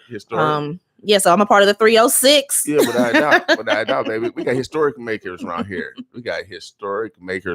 In current history, and like I said, we need to give the flowers while the individuals are alive. And so I want to give you your flowers. Thank you. I appreciate it. for doing what you're doing.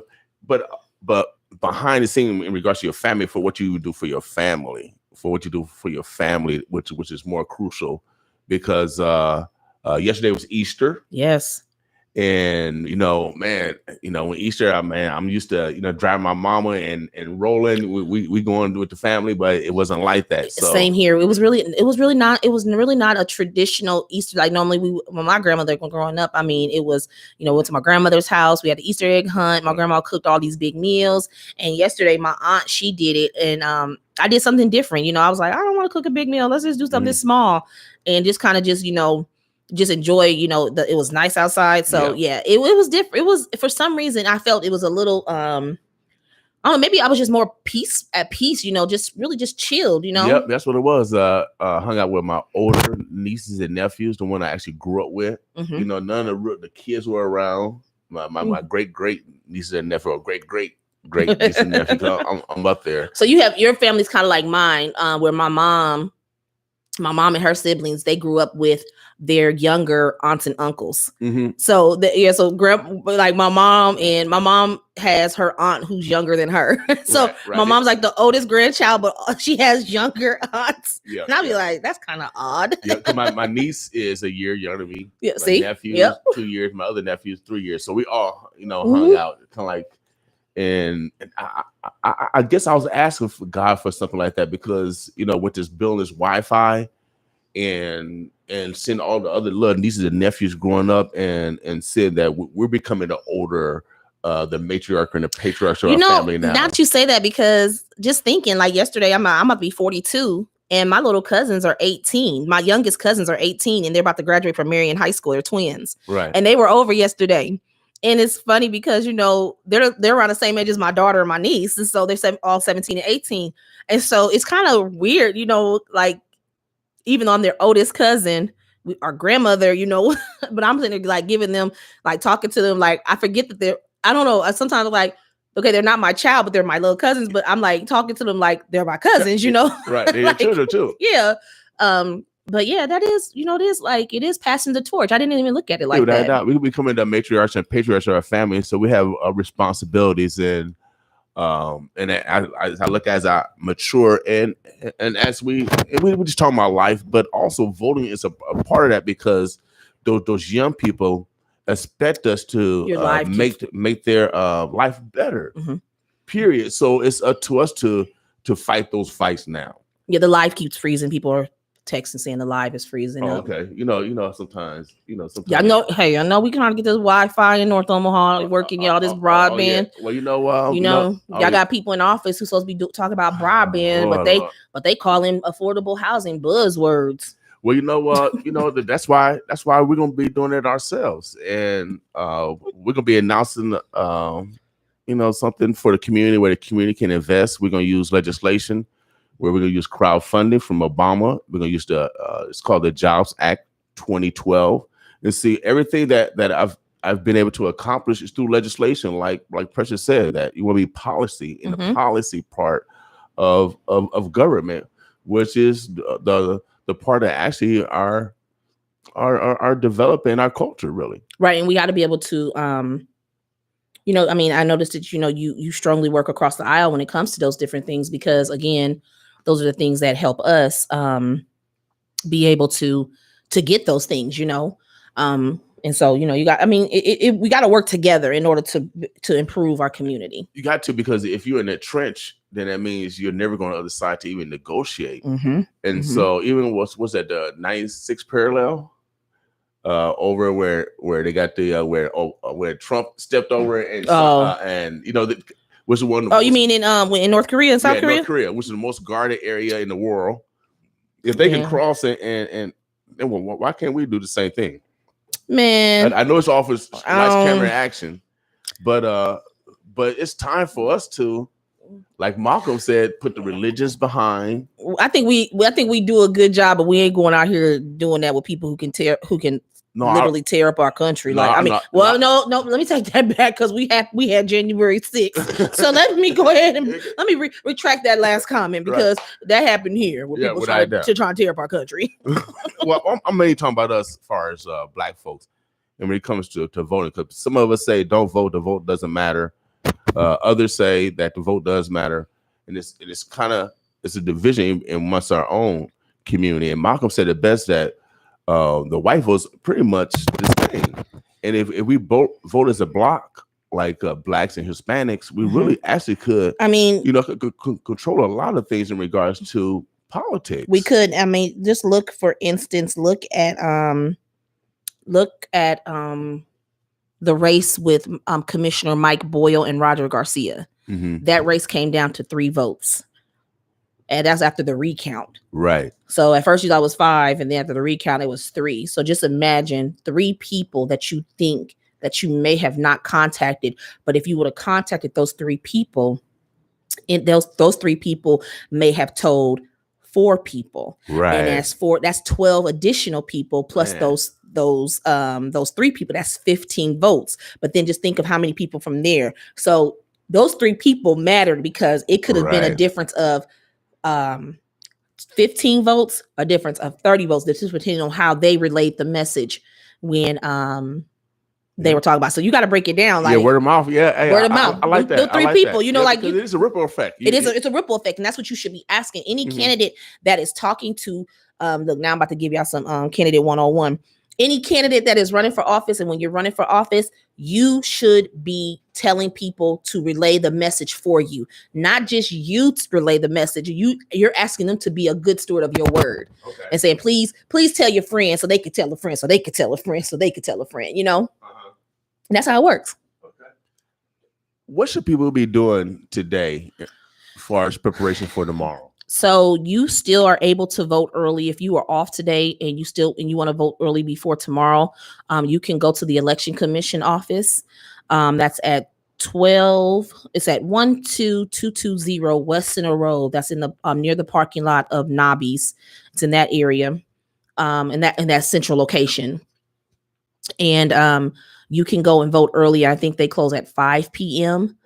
And then tomorrow, the polls will open at 8 a.m.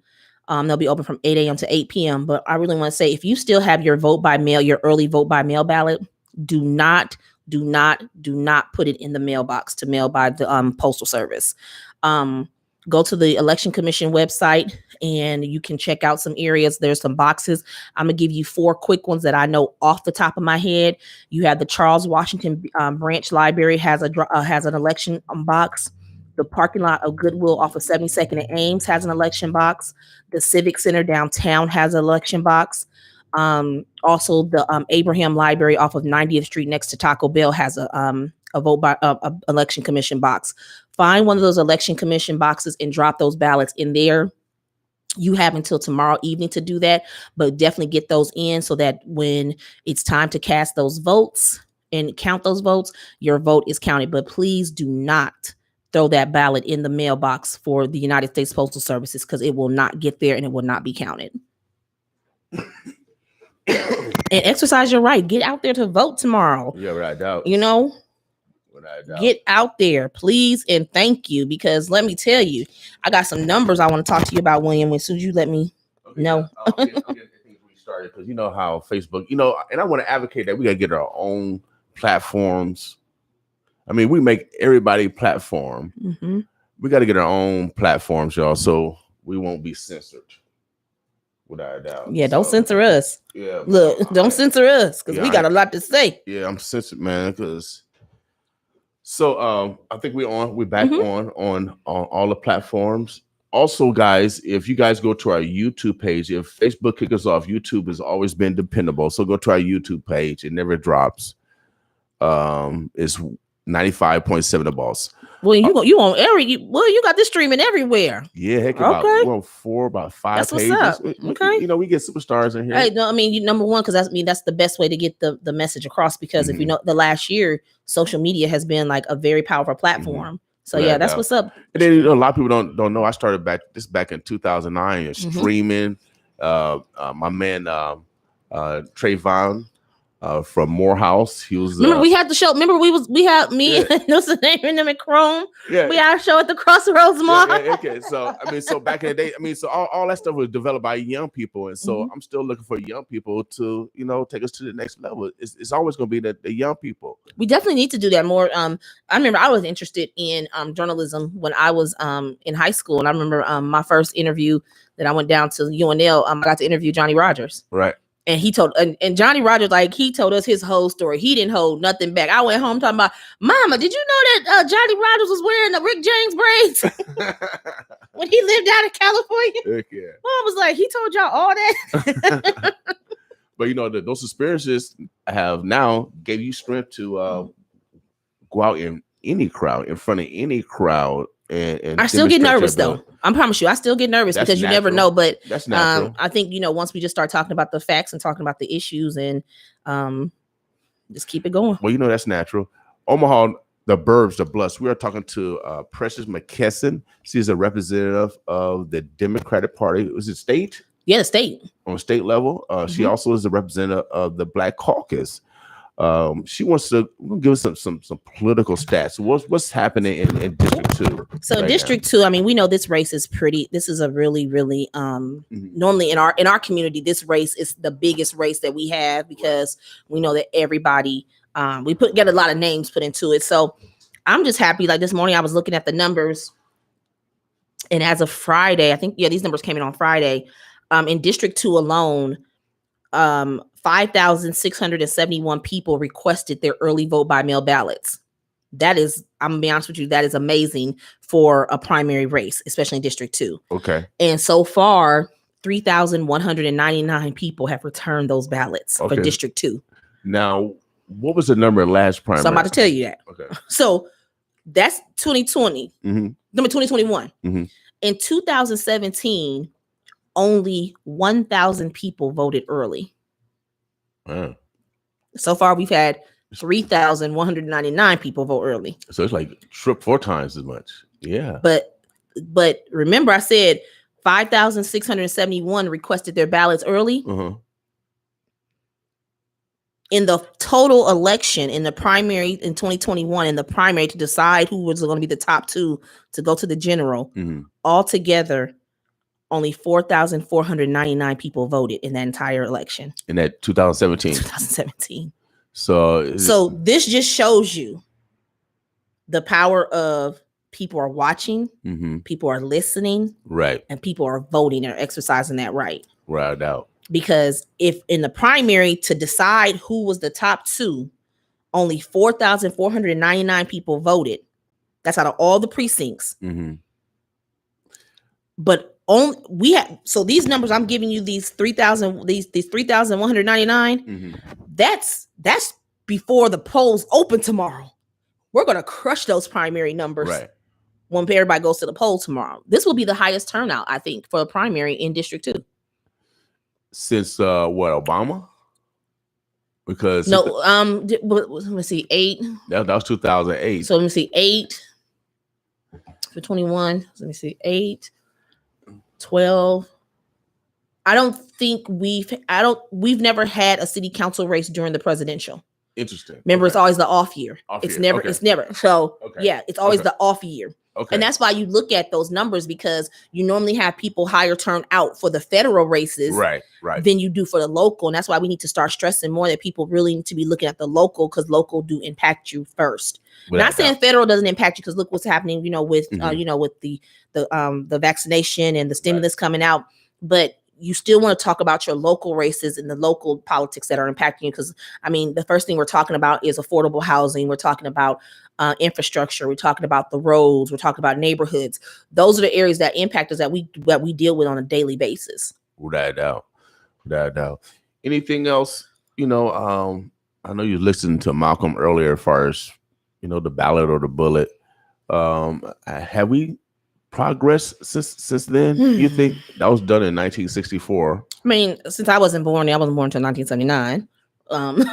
Based off of what I'm seeing in the last, since I would say if I go back and just look at in the last since I was able to vote 97, I will honestly say we have progressed when it comes to the voting, but we still need to have representation. And this is my thing, and I say this, and you have to people have to be ready to give up if they've been sitting.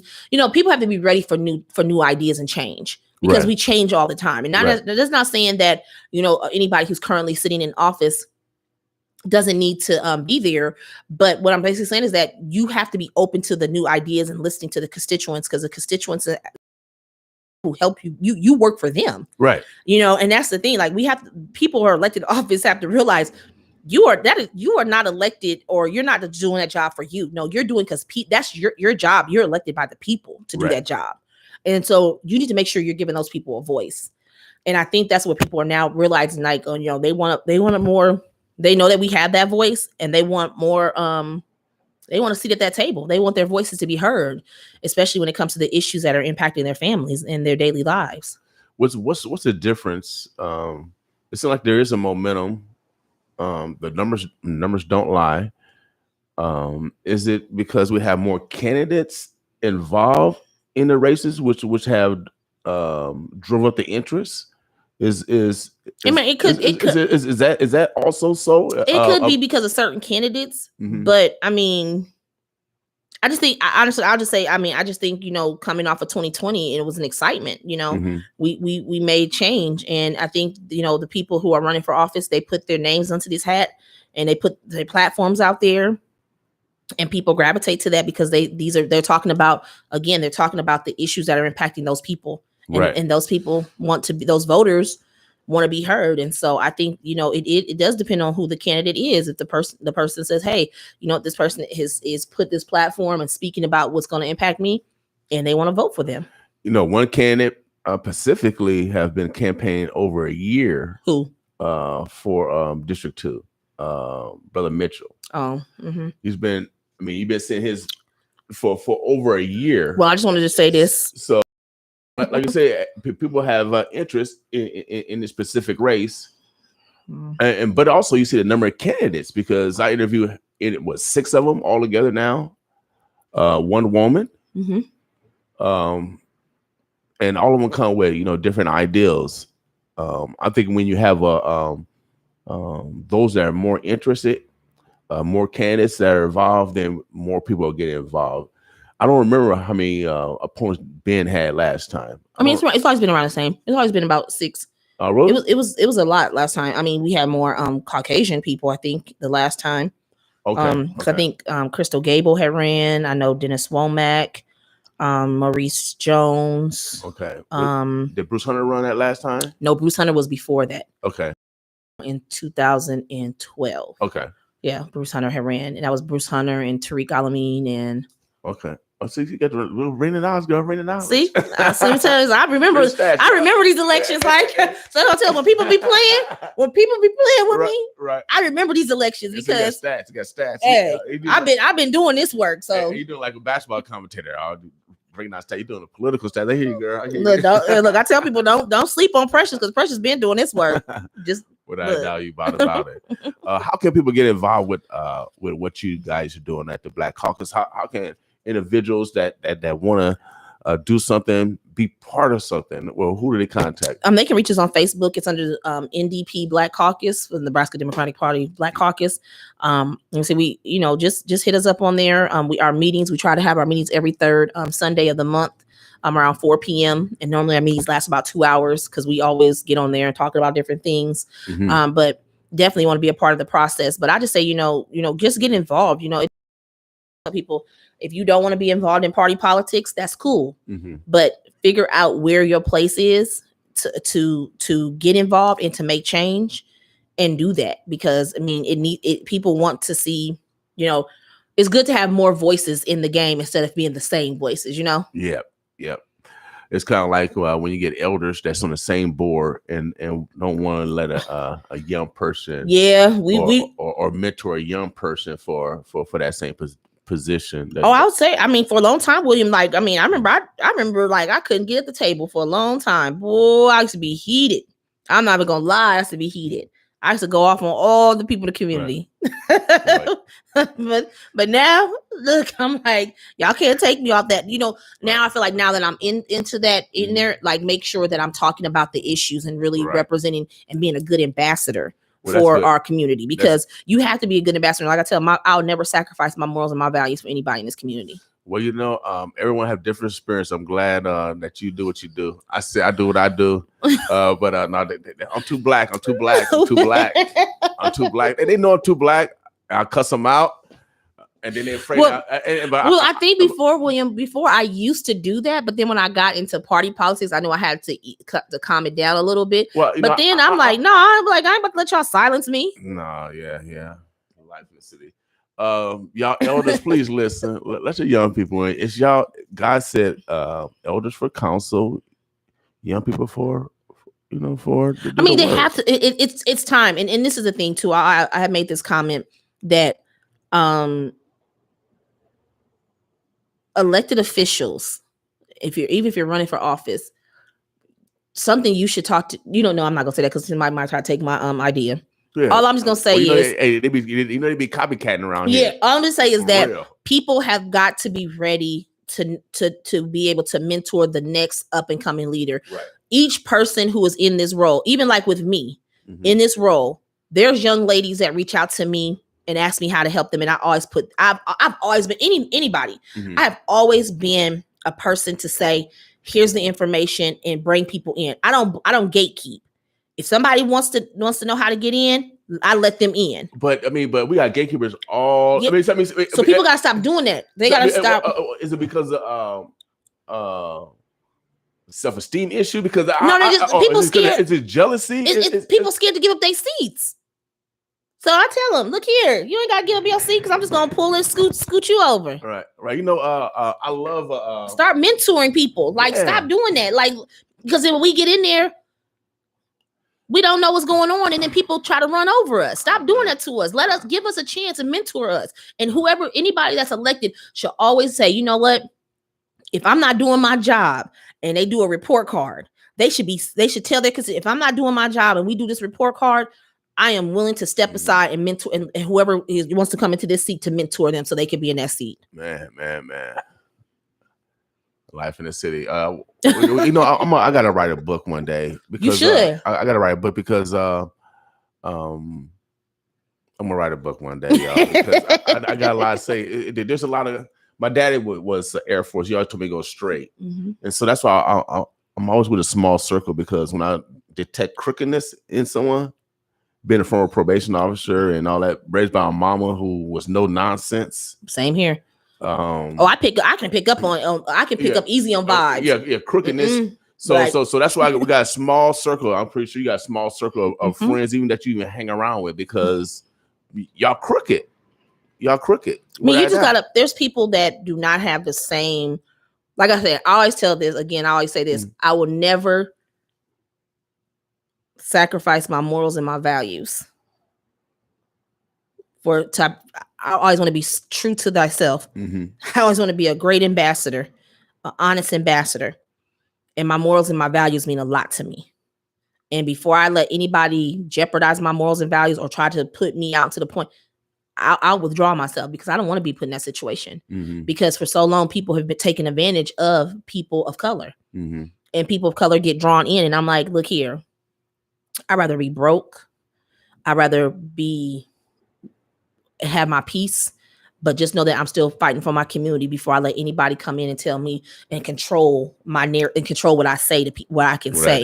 You know, and there's a lot of people that feel because they throw money into this community or just into any community that they can control what you say. Mm-hmm. Nah, buddy, not over here. Oh yeah, I'm not one of them either. But I like I said, I do try to be polite. So yeah, you know, I do talk about the preachers. And, you know, when I did, hey, I'll tell you this. I love the preachers. Don't talk about the preachers with me. The Black Panthers in Omaha, I love them. Embrace them. But I don't say, Mm-hmm. you know, the reason why, because I don't want to make it personal. Mm-hmm. Because I'm just going after the you know, the institution as all, just like we're going after every institution, the politics, the politicians, any other institution that have a responsibility in making our lives better. And so when I was in the mayor's race, I had a chance to go to talk to the ministers, right? Oh, how did that go? Oh, went good. So I walk in, shouts out to all the ministers. I love y'all. I love y'all ministers. So I walk in, you can hear the grumblings, right? The laughter. Because they know I'm so critical. You know, I'm critical.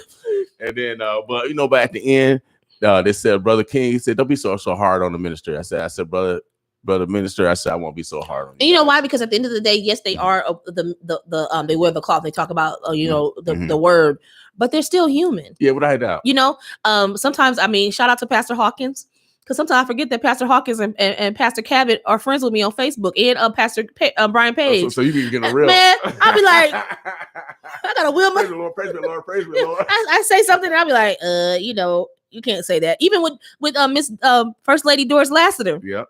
I promise you, I will post something, and the first people that come to mind, Pastor Roan, who is my pastor down here, the other pastor, and I'll be like, Precious, you know they gonna say something to you. Yep. You put that on Facebook. So now I'm on Twitter. Don't come on Twitter because I want to prove you. No. I have great respect for the ministry because, you know, my mama taught me about God. Mm-hmm. That me and Man Marsh, the first time I actually felt God. Mm-hmm. And so I just want us to be the best whomever we want to be. And I just tell you, like, you know, I don't think they are very vocal when it comes to what they feel for representation, and feel that we have to respect their word because, number one, they're talking to their congregations normally, you know, follow suit with what their pastors. And so, I mean, if a pastor say they want a meeting with you, you better take that meeting because they want to hear from you. And I'm so happy that the candidates had the opportunity to talk to the ministers, because at the end of the day, they got some power too. But but again, we got our constituents, but they making it known that what they want. Actually, we need to sit down with the ministers because we actually can do something. I mean, really powerful. You know, and this is on a political realm because every Sunday we collect, and I talked to Ben. And I talked to other candidates. We got 7 financial institutions on Ames. Obviously, we got some money. But yet we're giving our money in those institutions, and our people can't get loans. Yeah, we got. However, other people that don't look like us, and they have branches in other areas of the community, they can get the loans, and that has to stop. I talked to Ben about, and the other candidates about. You got ConAgra and these other corporations that's Norfolk Dodge that's not paying taxes. They're not paying taxes. They're corporations. But we over here are small, poor people that's on the plantation to feed in. We paying taxes, even on water, that our senators is trying to advocate that we got to stop paying taxes on water. And so, I mean, we pay for everything, but yet they get a free pass, and then the corporations leave, and nobody know why they left. Right. And so, and this is on the political side, and this is downtown where all the political heads are, and no one knows that the ConAgra is leaving with all the money. They ain't pay no taxes, and they dipped. Look at me. But ain't that a pimp move? That's a pimp move. And where they go to Chicago? With Chicago to the Pimp City. They pimped Omaha. Lori Lightfoot, Mayor of Chicago, send them back because if they're not paying no taxes, send them back, girl. Send them back, girl. I'm telling you, send them back. Tell them they owe us. They owe us, and they're paying their taxes in Chicago because they ain't having it. The mob ain't having it. Somebody paying something up there. Yeah, I mean, we have a lot that we can do, and that needs to be done because that this policy, what you talked about, policy, real change. Because if now all those corporations now without Senator Chambers, we would just barely get there with the turnback tax 10% to North and South Omaha. Do we split the 10%? We get 5 and 5. You should ask Senator McKinney about the turnback tax. You know what I mean? So we got all these corporations, Norfolk Dodge, College World Series. What is North Omaha? What the residual? Honestly, I mean, I feel you on that because that is in District 2. I mean, Capital District. The swim trials is coming to District 2. The College World Series in District 2. Like, I mean, honestly, I talked to Ben about this. We got to have leadership, and even the one that's running against them, if they're not talking like that, give us our cut. Then why y'all running? I mean, I see. I'm too black. We got to ask for our cut. We got to ask for our cut. Mean, if they now ask if you don't ask for it, how are you going to receive it? I mean, I would even say. I mean, I may be taking it too far, but I would even say that there should be where, like when the College World Series come, I've always said, and again, if y'all take my idea, I'll know when you got it. Because I've only said it out loud once. I know y'all copy. They copycats around. They copycats. You know when they like how they have like, for instance, when I go to DC, you know how they have all the different like the black vendors who are up there selling the T-shirts and stuff.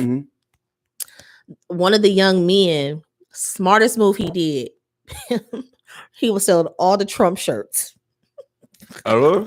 Smart. He said they're gonna pay my college education. he was slanging Trump stuff all over DC. During the it may have been during January, it may have been right before January 6th or before it, or no, it was during election. He flipped it, and he was like, "Yeah, they're gonna buy it." But I think that they should have where, you know, the vendors are able to say, you know, say, you know what, in this community, we know we have the College World Series coming. We need to have at least 10 to 15 black vendors who are selling College World Series material and are able to set up with the other, like with the T-shirts and stuff, and be able to profit off that. But instead, they have these businesses who are not even here year round. Right. They're closed right now. But as soon as College World Series come up, they bring all their shipment down. And that's not NoDo, that's North Omaha. So don't tell me about no North Downtown. That is North Omaha. That's always been North Omaha. Period. And they come down there and they sell all this stuff, and then they turn around and then they liquidate it, and then they go all the way back to wherever they're from. That is not fair to the people who actually live in this community, you know, and they should be able to somehow, people in this community should not have to go down to TD Ameritrade and slave and work all day at those concession stands because that's what they normally do. Well, that's what they're normally doing. Well, you know, and what you talked about was what they had at Rosenblatt, because there was neighborhood businesses. How much them people was making money? They was using their driveways for parking, everything. Yeah, neighborhood. That people that actually live there that were actually making money. They took away from the neighbors in South Omaha on South 13th Street. And they took it and made it corporate. Yep, they sure did. You're right. People were people depended on that extra income. I mean, if you go down block by block, there was neighbors had parking. I mean, had their own the side lot open for parking. Yep. So that the community make money. We should look and see. I wonder if that, you know what, we should look into and see those lots that they had in South Omaha. Who owns those lots now? Did the land bank take them? Like, are they sitting like, we should see. Yeah, all that. But even the residents was renting out their driveway. Yeah. They were making money. People say they was paying their mortgages ahead or to be able to pay bills, you know, because the College World Series went for it goes for like 15, 16 days. Yep. Couple weeks. I mean, maybe something like that. Couple weeks, I know. I mean, look at all the people that come down here, you know, all over the country, all the world. LSU, you know, you always see LSU fans all over the world. They always come, you know. You have your same fans that come, but they should be that should be some type of within the College World Series, like somebody should be talking about how we're talking about this diversity and inclusion, and it's like this a big thing. They really should be talking about how do they carve out space for Black and Brown communities to be able to profit the same way that these people are profiting when they come for the College World Series, because they should be able to make money. There's some Black-owned screen print companies who can make T-shirts and be able to produce those shirts and say, okay, well, we're going to give you the label of it, the graphic that we're using, and then they sell the T-shirts, and then they keep the profit or whatever, and they just pay for so much for the trademark for the graphic or something, and then whatever they profit they keep. Yep, similar to what they do during the fireworks season. You got you got local nonprofits be able to. We did that, man. That I know that's baby. work. I know that's work, man. But at least they giving like local organization opportunity. They give it to you, but let me just say this, and I mean, I ain't trying to, not trying to bash the fireworks stand people. Go ahead. But let me tell you, if they're not giving the right percentage out, I don't think it's just not enough for what you are doing. Like, number one, people don't understand. Like, so what's the percentage they give out? Like, I would say we got smart and we started the second year we started count people that come no we started taking pictures of whenever they did our deposit, so they would come and do a drop. So basically you're there from the time that they set that tent up, the first time that you put your netting around their tent and you put those fireworks on those tables, you are responsible for that stand. So that's 24 hours a day for however many days we have. So you have to be there overnight. You have to hire security. And that's security. Yeah, you have to hire your own security, and your security has to stay inside the tent. They can't just be outside. They got to be inside the tent because they want you to protect your stuff. So our security person, they had an air mattress, a TV. They had to sleep inside the fireworks tent. What? And remember, it's during tornado season, thunderstorm season. So the first time we did it with Omaha United for Youth, we were on and the Canfields Plaza. I think we did Canfields 2 years or maybe 1 year. We're in the Canfields Plaza, and we had a porta potty, everything was set up. But then that was our first year. So I think we only got like so much. And we was like, hold up now. And I know Andre and them won't get mad when I tell this story, but they had said, Andre has said, was it the first year or the second year we did that? Maybe the first year. And so we thought they was playing games with us, we was like, like, where our check at? Y'all playing. Right. And no, it wasn't first year. So me, Andre, so D Rash, Josh El Stupo, Vanille, Ebony, Bianca, we rode out to they little headquarters. And when I say we rode out there, all our cars, we rode out deep, like we wasn't playing. We pulled up.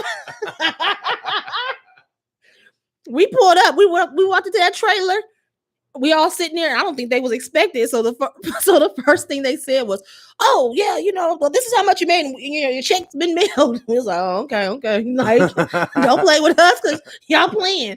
But then the second year that we did it, we were on 90th, and that's when we caught wind. Like, we had to really track our profits. Like, look at the thing, staple it. Find out when they're coming to do those drops. Find out how much you got, and we made money, but still, you just put so much in. It's so tiring because you have to put 24 hours in a day, and you have to have staff and volunteers to do that. We didn't pay nobody. We did this on our own. So you have volunteers who are putting their time into this, and it was hot. Right. So it sounds good. It looks good, and it brings a little bit of money in. But baby, you working, and them people making all that money off you. Well, College World Series not like that. So look at me. It stops you. And then they have already security there, but I wish we had, they provided security, but no, you responsible. But like you said, anything we need to look at politics, make sure the politicians are making sure that our tax dollars are coming back to this community, so we can have money for the business district that they want to build here on 24th Street. Yeah, I mean, I think they're going in the right direction with the business district. I support it. I feel like it's going. I mean, I don't know how. I don't know what the plans are for it, but I mean, so far you can see the facade happening. I know, but your other role, your other hat, yes, is as neighborhoods. So I mean, how does the neighborhoods feel about the corridor themselves? Because sometimes the little people don't get hurt all the time because the like you said, career politicians are making the decisions. Well, I'll tell you, North Omaha Neighborhood Alliance exited ourselves from 24th Street because we felt it was under control. I mean, saying it's under, like, you had a lot of entities all focused on one area. So you have the 24th Street Corridor Alliance, Lone School Neighborhood Association, you have OIC Neighborhood Association, you have the BID, you have the Global. I don't want to destroy the name. Global Leadership. Leadership with Levon Goodwin. So once we saw what was going on in that area, we decided to, like, it was enough that was going on that we didn't need to, our presence didn't need to be there. We still support the neighborhood associations whenever they call on us, like what Benny Ward Spencer, Neighborhood Action and Facts. Anybody who's in this area that calls on us in partnership, we will continue to support. But we went ahead and exited and started working in areas that weren't being serviced and weren't, who needed the help, Okay. And so that's where my attention. So you're not duplicating services. Yeah, so we're not duplicating services because we know that but we do collaborate. Nona, as well as the Empowerment Network, we have a collaboration with Habitat for Humanity. So we do the dumpster days where we pick a village zone that is basically, we go off of the Empowerment Network map and we do the village zone along with the churches, and we partner whatever churches in that area, and we have a dumpster day where people can come and dump their stuff instead of waiting for spring cleanup. Right. So that's something that we've been doing. Which is important because those dumpsters cost money. And so Habitat wants to do that partnership and build that relationships. So we definitely want to do that. And then you have people who are continuously doing the neighborhood cleanups, as we're getting warm. And then we have our annual neighborhood cleanup is coming up on May 15th. And so Nona will be hosting spring cleanup. Our site will be at Skinner Magnet School, so people can come and dump their stuff. We'll have trash dumpsters there to dump that. And then I think we have another one coming up soon. I'll post it on the Nona page. But yes, neighborhood is my passion, because I tell people without neighborhoods, you don't have a city. And so we definitely need to make sure that we are communicating with our city, with our elected officials, and we now make sure we're supporting each other. Also, I mean, we gotta go back to supporting each other. I mean, it's enough city and enough that needs to be done in North Omaha that no one should be upset with anybody. Everybody should be able to pick a project and say, this is what I'm gonna focus on and how do we get this done, So, with what's going on with the BID, I feel that they're in good hands and in full support of that. And hopefully, we'll see, because you're actually starting to see some of the work that they're doing. Right. Well, they talked about, and I asked Ben this and some of the other candidates, they got the another $100 million for the UMMC, and they got all these major projects, they got all these millions of dollars. But I can't understand, why can't we get some 10 million? I had to go off on the county board because they was trying to get 10 more million to the jail. Yeah. Finally, did they reverse the decision? After other people testified, also they gave it to the people as far as rent. Yeah, I mean, that's something that I really am really disheartened at the fact that they felt they wanted to give that to a juvenile jail. You know what I mean? I didn't hear during the pandemic. Yeah, during the pandemic, and we have people who don't are really suffering. I mean, people are suffering, and this is the thing, though. People still need food. And these are and thank God for the churches. And thank God for Pastor Cavett and all the other churches. All the churches have been stepping up for sure. Yes, Morning Star. Yep. Nona did some last year. Consistently, I think Abide, St. Benedict, Willie Hamilton. Yeah, Willie. Oh yeah, shout out to Willie Hamilton for what he's doing. Black men, but that's the thing, though. And it's been consistently since the pandemic. And that's the part that really, really hurts, is that a year later we are still feeding our community because Heartland down here. Times are hard, and so right now we do. I feel that we've seen like a slow up because people receive their stimulus check. People are now receiving additional EBTs. No, I'm just saying. I'm just saying they're receiving their stimulus check. They receive their taxes. They receive some additional benefits from the state. So I feel that they might not go as many. They won't be as longer lines, but people are still going. Right. But I feel like some people feel like I can go to the grocery store, but I don't have to go stand in line. But it's for them to say we're going to put 10 million into a juvenile justice center. I'm put my hat, and I know people are like, I can't believe Precious. I kind of keep my I try not to get involved in it. But that right there was a slap in the face when we have people who can't feed their families and people who are struggling to pay lights and gas and people who need bills. That money automatically should have went to it should have never even said we're going to give it to the juvenile. Like, really?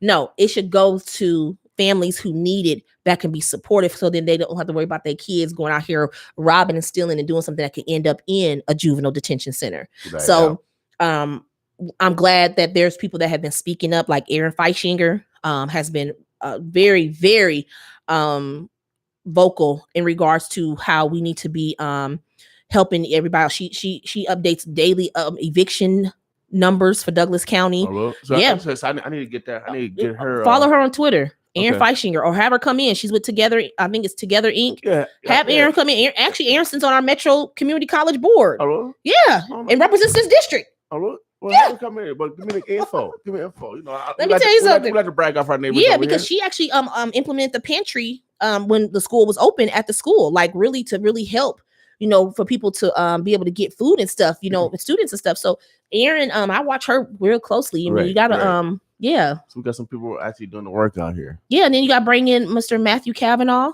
who was her husband. He's right. now over Holy Name Housing. Okay.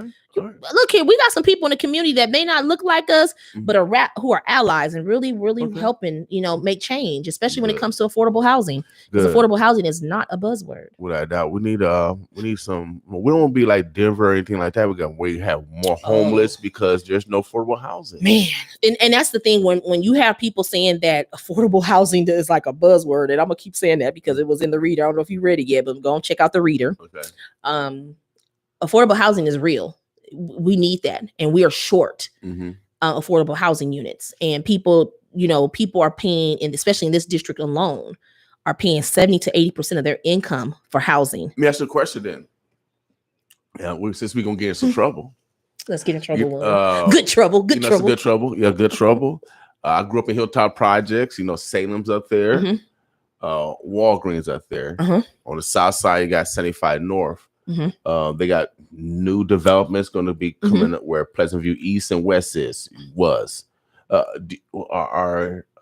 the market on those houses? Well, I haven't looked into those, but I know that they're mixed income. So you have some people who are paying market rate rent, and then you have some people who are paying affordable housing or based off their income rent. Okay, from what I was told. Okay, I've never looked into it. I've never looked into any of them because I mean. Yeah, I know you're busy with politics. No, not busy with politics. I mean, honestly, but no, your neighborhood association because I look into it with that though. I look into it in that area, yeah. And I know they have the senior part that they'll be implementing. But I knew that was something when they talked about it because HUD gave them grant money, so they have to follow the HUD guidelines, and they have to be able to have They have to have affordable housing in there in order to receive those funds from HUD. I mean, there's certain guidelines that they have to follow. So I know that for sure. They're following that because they got maybe 100 million. I don't know. Maybe it was something. It was something. They got some millions up there. So yeah, I think they, if I'm not mistaken, they have some that are paying market rate, and then so it's mixed income housing. So, as we look at the transition of Spencer, I know Ben said that they looked at the mistake of last time when they moved people out and they don't know where the people are, like down the border, I guess. But they said this time they're gonna tear down facility. Yeah, they're gonna do piece by piece, by piece. It had people move in. Well, so they have to move out of the community. Right. So those people won't actually be displaced, and our population won't continue to decrease in District 2, where gentrification can be more easily implemented. And that was a question that we had when they had a meeting at 75 North. That was one of the questions that we asked, like, how are y'all tracking? Because I personally said at that point in time, there needs to be a liaison within OPS because we know that people that have children, the kids are in school, and we know normally they update their information. So that OPS liaison should be able to have communication. So if they get a return mail or something, they should be able to contact OPS and say, okay, we're looking for this family. Can you give us a current address for the current contact information for this family? But yeah, I mean, that's what happened when they did move people out of the Hilltop, and they did scatter. Because they should. I mean, my personal opinion, they should have had first rights of refusal. To be able to say, did they want to come back to that community? And but then a lot of people, decided, they didn't. Some people didn't want to come back because they felt so much pain that they, that may have encountered with them being there of the different things. But again, there's no reason why you should move out that many people and not be able to contact them and let them be able to come back. And like you said, that is how gentrification does begin, because I mean, you sometimes you go into certain places, and especially here in North Omaha, and you walk in and they look at you like you don't belong. I've been wanting to tell them, no, you don't know where you're at right now. Like, without a doubt, boy. We So got stats over here. yeah, so it kind of sometimes I get a little frustrated, you know, when I go into certain places and I see all these young kids from their suburban or their other cities who don't know the real history of what is sitting there, and then they looking at me as if I'm an outsider, and I want to tell them, so Dad, no, baby, you're the outsider. Yeah, without a doubt. 24th and Lake, baby. I know y'all trying to come down here. This is still our stuff. This is, I mean, I've been here since I was 2 years old, so I've been here 40 years. Like, I mean, I used to be in the Salem Stepping States drill team, marched up and down 24th Street, you know, from participated in all the parades and did all kinds of things, you know.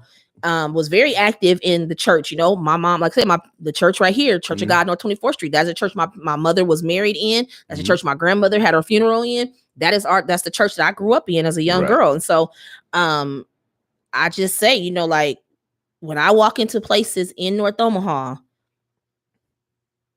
don't look at me like I don't belong. Because I'll give you a history lesson like the elders used to do to us. When we walk into somewhere and you make sure you speak, and if you don't speak, they check you. Without a doubt. You go in somebody else's facility or somebody else's home, you be respectful and you speak first. Always. You're in their home. Omaha, we are talking to President McKesson. She has many hats. Of course, she is involved with the Neighborhood Association. She's involved with the Democratic Party. And as well, she is a mother.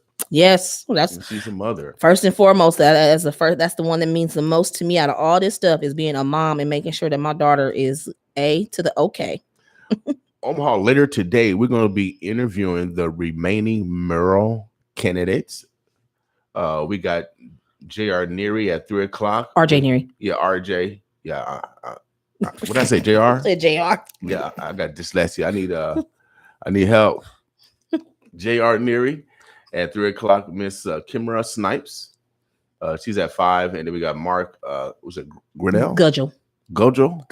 That's a very interesting name. He's at 4:00. So Neary at 3, Gudgel at 4, and then we got Miss Snipes at 5:00. Hopefully, we'll get in contact with the mayor. She said that she'll do the interview, but we just couldn't coordinate because that Friday, and then I lost her business card. You know how it is, life in the city. So just shout out to go call down there, call Carrie. I'm gonna call her, just let her know that we fair and balanced, that we're not trying to slight no one. And I just want to let everybody know the mayor is invited, and so we're gonna try to reach out to her also. But starting at 3:00, we'll hear more from the candidates that's running for mayor, and I have some specific things to ask some specific people, because as we talk about District 2 and redlining, and we got a person that's been in real estate, and I want to ask if were they on the forefront of stopping redlining? I want to know, that they didn't ask that in the last debate. Well, they did actually. I should say it was a specific question. You mentioned something about no. They asked. This is what they asked, and I'm because people started. They asked. They said Mr. Neary had mentioned that he was a part of the project of St. Joe Hospital. Okay, and so people had asked the question. They said he said it connected to Creighton and it connected to the West. And so, you know, a lot of people are like, well, is that market value or that affordable housing? You know, right. But yeah, so I mean, we definitely have to have that question, because again, redlining still exists. Without doubt, it still exists. And I just want to know, especially if that's your profession, that just like I'm gonna ask the mayor, because she's a former nurse, and do she think her protocol, her experience? And I think she did do a good rollout, because with the Dutch County Health Department was on the forefront. Well, I just want to give credit first where credit is due.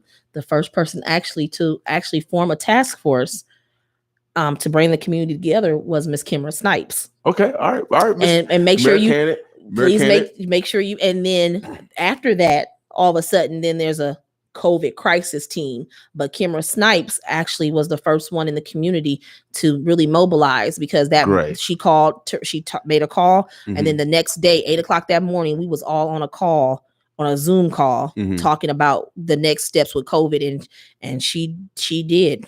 I promise you, All right. ask her about it today. All right. See that's why. And then that is not an endorsement for a candidate. I just want to make Nope. sure that we give No, we'll give get stats. credit. We'll get stats. Yes, we give credit where without credit doubt. due, and give the stats of who's been implementing and been behind a Because lot of different people things. a lot of people take credit Yep. for other people's work. Yep, but no, I mean, please. copycats. I know you copycats. Heck yeah, I know. I mean, this is how Omaha white people do it. Black people do it too. They copycat it. Just steal your idea for real. Yeah, so just make sure you to ask her about how she wrote that out, Okay, and great. it was glad a to really hear that. good thing that I was proud. I was happy to be a part of that. You Mhm. know, about that initial conversation, and you Well, know, well, that's the question to a mayor. Why was she in the forefront? Because she's a nurse. That's your background. So I mean, 'Cause these are fair questions. yeah, because we knew our community was about to be hit hard. I mean, Mhm. we knew North and South Omaha. We knew. I mean, look at the numbers. I mean, Black people were being impacted higher than anybody Mhm. in COVID. You know, the Black and brown people. So Life in the city. Precious. that's gonna be your book name. The name of your book. Yeah. Well, I thought about calling. You know, I got some stories, but I want to. Sometimes, Precious, when you are like on the trying to create freedom for your community, you're gonna be a target, and so people, even your own people, are going to target you. So, Oh yeah, I mean, I look, I'm a firm believer. There's people in my own community that look like me who Mhm. don't agree with me, but only because You they too just black. feel that they just feel like they have to disagree with somebody. So we always say all kinfolk ain't all skin folk ain't kinfolk. All right. All skin folk ain't kin folk. I like that one. Okay. All right, without a doubt. Without a doubt. And so, and then if they see that you're doing the work that they want to do, or they know that God ordained them to do, but they're not doing it, and you're gonna get obstacles, or like I like Miss Chisholm, and I started listening to Miss Shirley Chisholm. Oh, that woman, bad woman, Man, boy. let me hear. So, you like a Shirley Chisholm? We'll have nobody talk like that. She said, I always talk about, if you're not at the table, you're on the menu. But Miss Chisholm, she said, if you're at the table, pull up a folding chair. I said, that's a bad woman, boy. Let me tell you something. I said, that's a bad Let woman. me tell you She don't wait something. on nobody. You don't wait on nobody. You bring your own seat, and you just tell them to scoot over. And then sometimes you ain't got to tell them to scoot over. You just put your seat in and just keep knocking. Eventually, You in there? eventually they'll move over because they'll get tired of hearing that knocking. And so that's how I look at it. Like eventually you gonna get tired of hearing me. You'll be like, just let the dang girl sit at the table. Right. But like I said, I've been blessed to be able to be at that table, but not only be at that table, be able to open that table up to other people and say, you know what, come with me. Because there's nothing like being able to establish, when they don't let you in. Shirley Chisholm said, yes, bring your own folding chair. But my thing is, bring your own folding table. Because if they don't let you at the table, prop your table next to them and you start holding your conversation over there, and everybody got to turn around and look at you, because now There's one conversation going on. Yeah, thank you. Without doubt, I love that. Well, Omaha, the Burbs of Bluffs. We are talking to Precious McKesson. She is a trailblazer in our community.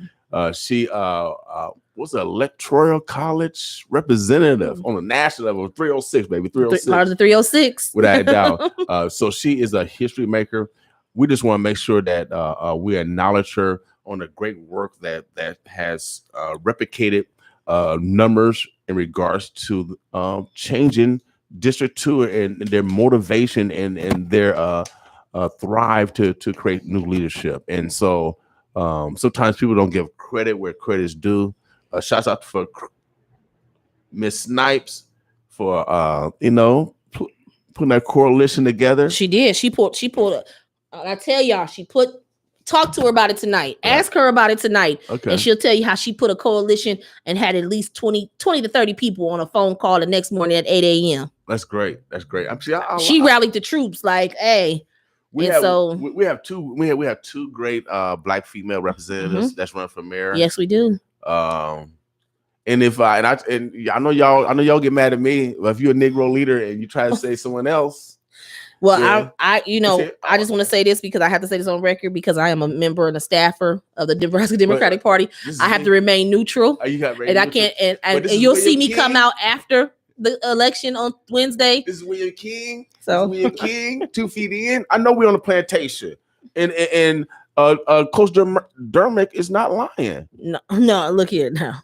No. Look here now, William, me and you. No, but look what happened now. He got he lost top recruits. Right. That's on what top saying. of. Because let me tell you something, we are not on a plantation, and right. kids are now entering into the transfer portal. Right, I agree with you. We are not. Look here.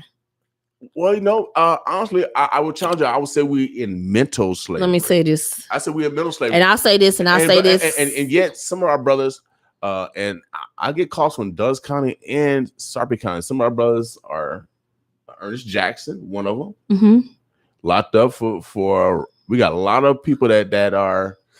My man Poindexter and Rice, the house that they claimed that they bombed, my family lived there. We moved out, I think about 2 or 3 months previous to that. See, people don't know my history. I gotta write a book because so I'm connected to that. So you got a lot of people that people, and that was during the Hoover days. Hoover didn't like black people. Well, and yeah, look what he did to Billie Holiday. Oh, you see that movie? Oh my gosh! Oh man!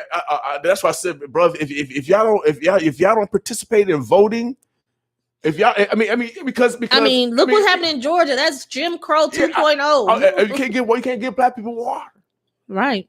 Negro, but hold up, but it's this is the thing though. See, William, we can be on here forever. It's not just black people that yes, it impacts a larger number of black people, right. But it's just the civil right humanity piece to that. And so, like Governor Ricketts, he needs to mind his business. He's talking about we stand with Georgia. No, you speak for certain people who don't believe that black and brown people have a right to the voting process, or that black and brown people should not be running the state of Nebraska. Them are the people you represent. You represent the people who felt that slavery should have been remaining in the Constitution in Nebraska. You do not represent all Nebraskans. So there's people in Nebraska who believe in the civil rights movement, who believe that black and brown people should be leading, who believe that voter suppression is wrong, and who believe slavery should have ended, been off of the ballot a long time ago. So for him to get on there and say Nebraska stands with Georgia, no, homeboy, you need to be watching out what's going on in Nebraska, because again, our numbers continue to rise in COVID. You don't have all these sites open. They just opened it up to where 16 and up can now get the COVID. Get the COVID vaccination. We need to have more locations so that anybody who wants that vaccination can go and get that vaccination. He needs to mind his business, mind the business that pays you, which is the Nebraska taxpayers, and mind the business that voted you in, and that's Nebraska. That's the voters. You work for us. We don't work for you, homeboy. Without a doubt. Look at me like homeboy. That's homeboy, what. See, but see how close it is. He's not a friend. He a homeboy. He a homeboy. You know what I mean? You can talk to homeboys like that. You know what I mean? Homie, like don't. I forget. Look, don't play with me, homie. You don't tell people you support that, and you're supporting voter suppression. They are taking away voting boxes where people have access to go and vote. You're now making it harder for maybe a single mom who has to get her kids from kids club, and she can't go to the election commission or whatever they can vote at before 5 o'clock because she's stuck in traffic in Atlanta trying to get her kids so she doesn't accrue a late fee. Right. Like these people are putting in these hurdles, and just like the Major League Baseball said, we're gonna pull that. Look here, y'all keep playing with these people and their money, and they know that we the ones.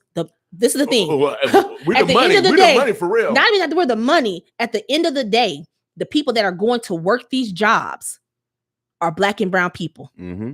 We are the lowest paid positions when it comes to these. We're working in concessions. We're working in the janitorial services. We're working in the parking services. We're working in all those low paying jobs. And you mean to tell me you gonna tell them that they don't have a right to vote? No. Like at the end of the day, they did what was right because they stood up for the people, the essential workers, right? The ones who are making the lower wages. They stood up for those people. So mind the business that pays you, and that's the state of Nebraska. Because you keep playing, they'll start pulling some stuff from you, homie. Right. Hey, this is our next governor. No, I'm not running for governor. Governor McCaskey. See, we need a powerful governor like that. Ain't gonna take no mess. And we bring no stuff over the border over here. I mean, it's like Nebraska we have our own issues that he needs to be focused on, and he's jumping in the meat business in Colorado, and then he's jumping into Georgia's business. It's like when you have 43 governors that are 43 Republican-led states that have some type of voter suppression bill either passed or currently on the books, just look at it. If Trump would have won, you wouldn't see none of this that's going on right now. They're sore losers. Right. Let me ask you a question. You see the numbers with early ballots. Isn't that going to propel more early ballots? Yes. So shouldn't the dialogue, because I'm a solutioner. You know, I know everybody want to fight what they do, but honestly, I think we need to shift and start working on a solution. You already seen the numbers of the early ballots. Shouldn't the shift be towards making sure that people vote early now? And if they do got barriers, show them how to get over barriers. If people are raising money, maybe divert some of that money to people that what they're doing with broadband. Maybe some of that money should go into a pool for people that need to get licensing. And when maybe people can pull down $15 or $20, wherever it is in a state. Have we started looking at that area? Because you know where they're going to do it. I mean, so we really gotta be really wise. Well, we've use our intelligence, because we know it's going to happen. But we've killed their bills, though. Anytime that those bills have tried to pass in the legislature, we've been able to kill those bills. You know, say no, we're not. You know, that doesn't. The state of Nebraska does not represent. We don't have any voter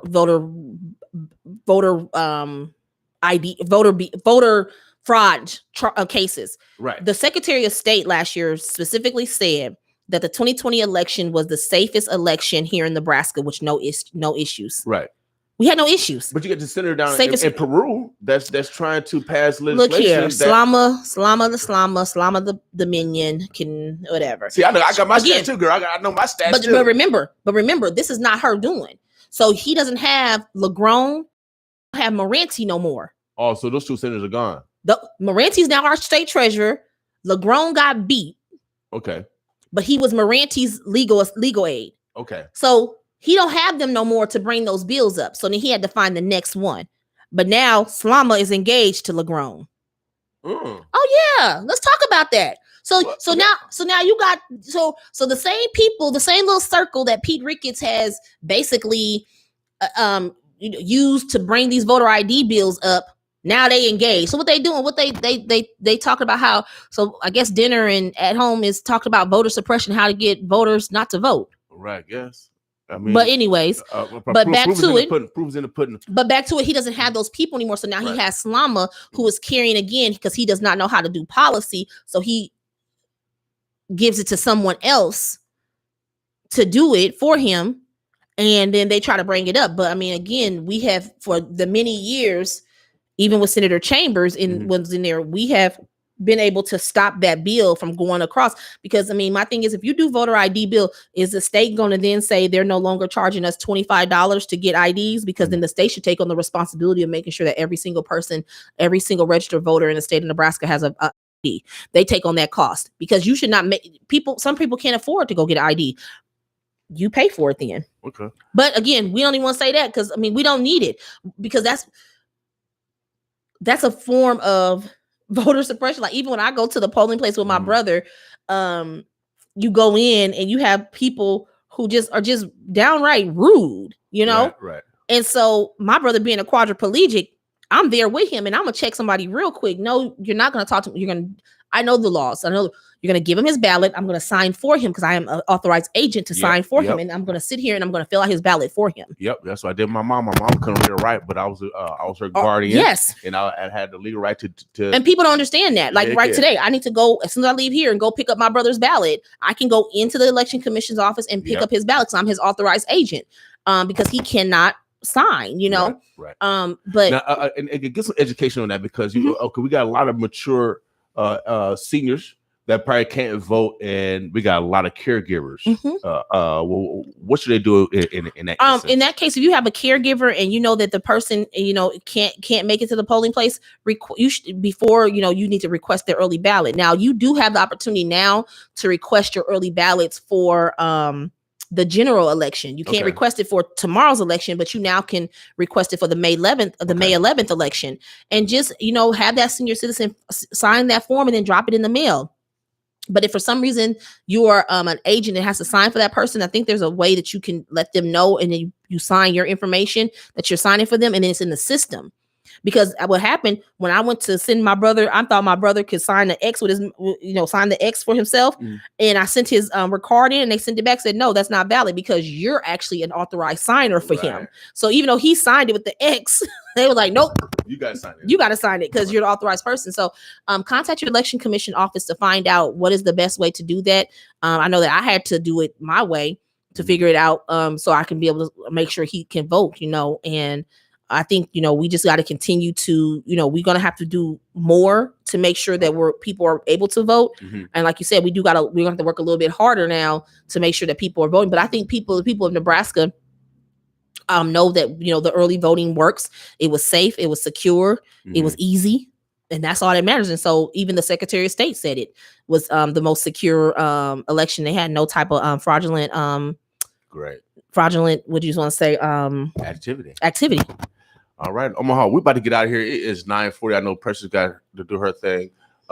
Today, starting at 3 o'clock, we're going to be interviewing R.J. Neary.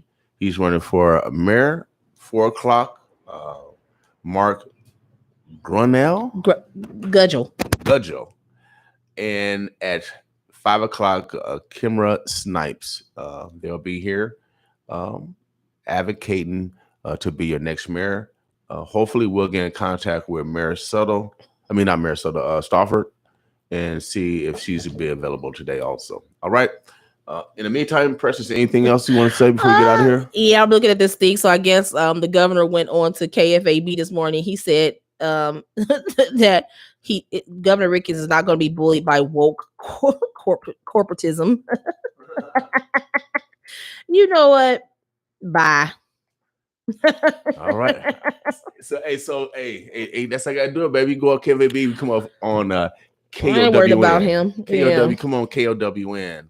That's our actual 4 letters, KOW with K-OWN. Without doubt. Omaha, Nebraska, the Bluffs. We have been talking to Precious McKesson. She is the representative of the the Democratic Black Caucus. Also, what's the other title you got? The finance director for the Nebraska Democratic Party, and what else do I do? And Noah. Nona. I'm the president of North Omaha Neighborhood Alliance, and I do a lot of stuff. I mean, at the end of the day, and she's a mother. I'm a mother. Yes, a mother to fabulous Miss Taylor, my 17-year-old honor student who hopefully will be going out to college somewhere big. And shout out to my niece Araya. She got accepted to Spelman over the weekend. So I'm so pumped. Yes, that was her dream school. And so it knocked all the other HBCUs like out the box. Like literally, she forgot about all those schools. And I'm like, Spelman. Yeah, I'm like, you forgot about the 90,000, the Regent scholarship to one school. She was like, I don't care about that. I got a Spelman. Hell yeah. I'm like, girl. Hell yeah. So my sister gonna be like working like 8 jobs. Okay, that's all right. Well, she'll get a good education at Spelman. Yes, we're so excited for her to continue the generation and lead us forward. So. Okay, without a doubt. Omaha, the Bluffs.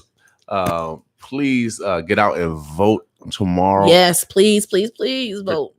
Participate in your freedom, y'all. Participate in your freedom. Before we get out here, for those that have not registered for the primary, can they register to vote for the general election? Oh no, you can still if you're not registered to vote, you can still register to vote now, and you can then vote in the general.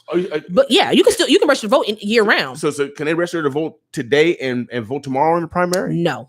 Okay. No. Right. Nope. But they can vote in the general. Yeah, they can vote in the general. They can register today and vote in May. Okay. The thing is though, make sure that if you are registered to vote and you did not receive a early vote by mail ballot, you go to your actual polling places tomorrow from 8 a.m. to 8 p.m. Okay. Yeah, do that. Say it one more time. 8 a.m. to 8 p.m. Okay. And if you have any questions, call the Douglas County Election Commission at 402-444-8683 or 402-444-VOTE. They can vote early today, right? Yes, you can vote up until 5 o'clock. You can go to the Election Commission office at 12220 West Center Road, And you can vote up until 5 o'clock early. So definitely, you know, if you're not gonna have time to do it tomorrow and you have time today, go and vote early today in person. And that's no matter where you live at in Douglas County. Yes, yeah, no matter where you live at. Okay. Yep. All right. Hopefully you guys got some good information. We'll have those mayor candidates in later today. We're gonna ask some specific questions because they're gonna be leaders, especially in North Omaha, where no one has paid attention to our community. I'm 55, and no one really has paid attention where we got and I asked even Bacon, I said, man, can we get an earmark? Can we get an earmark? And so, I mean, I just think that sometimes this is how I look at North Omaha, especially down 24th Street. I always think of like how they did was it Watts or Compton or LA, when they did where Magic Johnson went in and did like a TGI Fridays, a movie theater. Okay. And did how he revamped that area. They did a Starbucks. I mean, they really revamped that area that had been dilapidated for so long. Right. And I just think of that why can't we have that? One thing that I always say, why don't we have our own like Foot Locker or Champs or like our own, like when you go into Kansas City, they got a whole, like in a strip mall, a whole tennis shoe store. Right. Like why don't we have that? And our kids got to subject themselves to going out to the West Roads and dealing with little Bart the mall cops. That's what I call them because they're so disrespectful. Little mall cops, Bart the mall cop, a little disrespect. I mean, I say this, these are the ones. Lord forgive me for saying this, but then be the little young ones who sit at home and play Call of Duty all day, and then turn around and think they're gonna be police officers, and they end up being the most horrible police officers because they encountered kids at the mall that cuss them out. So they it's like they be so angry, they be the ones who beat their dogs and stuff. I mean, I just hate those little young boys at the at the mall. I should say I hate them. I just dislike them because they're so rude. And I've literally had to like chase one down. Like literally, they put my nieces out in the middle of the night at the mall had closed and told them they had to wait on the at the bus stop. Yeah, they said they had to wait at the bus stop, and they said they was dancing. Fool, they was doing TikTok. Get with it, And so they waited. I happened to pull up, and they were like waiting. I said, "Why is security sitting all the way back there?" And they were all up by Granite City by the bus stop, right? But the security was all the way back by the food court, right? So I'm like, well, that's not safe, even if they were watching you. So he tried to drive off real fast. Well, little did he know I was coming to find out. They told me we had said, and so when I ended up following him, he wouldn't answer the phone. So I called the number off the mall. Right. Off the car. Right. And I was like, who's in that vehicle? And so he kept going. I said, well, he eventually going to stop. And sure enough, he stopped by JCPenney's. And when he stopped, I got off that car. I had some words for him. I was like, look, would you want your family? And I always tell people this. I always ask this question because I feel that this is how you're going to know how somebody feels and how somebody really feels. Would you want your family member? Would you want your sister to be put out somewhere in the dark? If they say yes, then that person has some morals that they're dealing with. But if they say no, then we know what we're dealing with, because why would you do it to mine then? Right. So the little mall, the mall cops, I got no love for them. Like I promise you, every time I'm at the mall and I see them talking to black kids reckless, I walk up on them and I say something to them. Right. Because I want them to know you do this job because most likely you're trying to be a police officer one day. But I'm about to check you right now and let you know. You can't bring that over into the police department because you got more people that's going to be following you. So if you think that that's what a police officer does, I got another thing coming. And I actually had a police officer standing right next to me when I checked the mall security, and he didn't say nothing because he knew what I was saying was right. Right. He was just there for reinforcement. But these little mall, the Bart cop, little mall, Bart, whatever they call, was it Bart the mall cops? I guess. You know what I'm talking about? This little Barney Fifes. Yeah. Don't even got no gun. Go somewhere with your little self. All right. All right. I don't know how we got on there. The little mall, the Bart. Hey, leave us alone, mall cop. I mean, we get disrespectful. I mean, but that's how this. Yeah, you don't want to call it a plantation, but that's how you get. I don't call it a plantation, but I don't get disrespected. But we do got a lot of work to do. We have a lot of people who don't feel that we have that we have space that is for us. We have people that still think that they in the 60s and think that they go over there, right? Across the street, I'm walking this side, right? Because I tell them, keep the eyes down. Look, you don't know what you. I tell them I'm not my ancestors. You'll catch these hands. Without doubt. Well, we about to get out of here. It's 9:49. Omaha, the Burbs, the Bluffs. Later today, we'll have our mayor candidates starting at 3:00. Tomorrow is voting season. We advocate that you participate in voting. Also tomorrow, Abide Better Together. They're going to be hosting a COVID vaccine clinic. Oh, it cool. starts at 2:00 to 7:00, and I think it's open for everybody right now, right? That's what's up. Yeah, it looks like when I was looking at the thing, 16 and up. Mm-hmm. And then Nona, we've been working with Abide. We'll do our second volunteering to help them with their food drive in May. Okay. I think it's May 8th. But yeah, shout out to Abide for doing that. I mean, that's what's up. Yep, that's the 6th. That's tomorrow, Thursday. Also on the 8th from 2:00 to 7 p.m. They do take walk-ins, but they encourage you to make sure you sign up. Appointment. Make sure you sign up, because let me tell you, Girls Inc. was deep. And it was. What's gonna said they had about like 900 people. But my thing is that, and I'm gonna say this, and I'm done after I say this because I know I'm gonna get in trouble. But it's funny how people speak so bad about North Omaha, and when you watch like the comments on WWT or Channel 7 or the Omaha Scanner, they always have so much negative to say in North Omaha, but they was all lined up in North Omaha to get that vaccination. So it's like white people over there. I mean, I didn't say that, William. I just said a lot of people. I don't know. That's a question. I told you. I'm too black.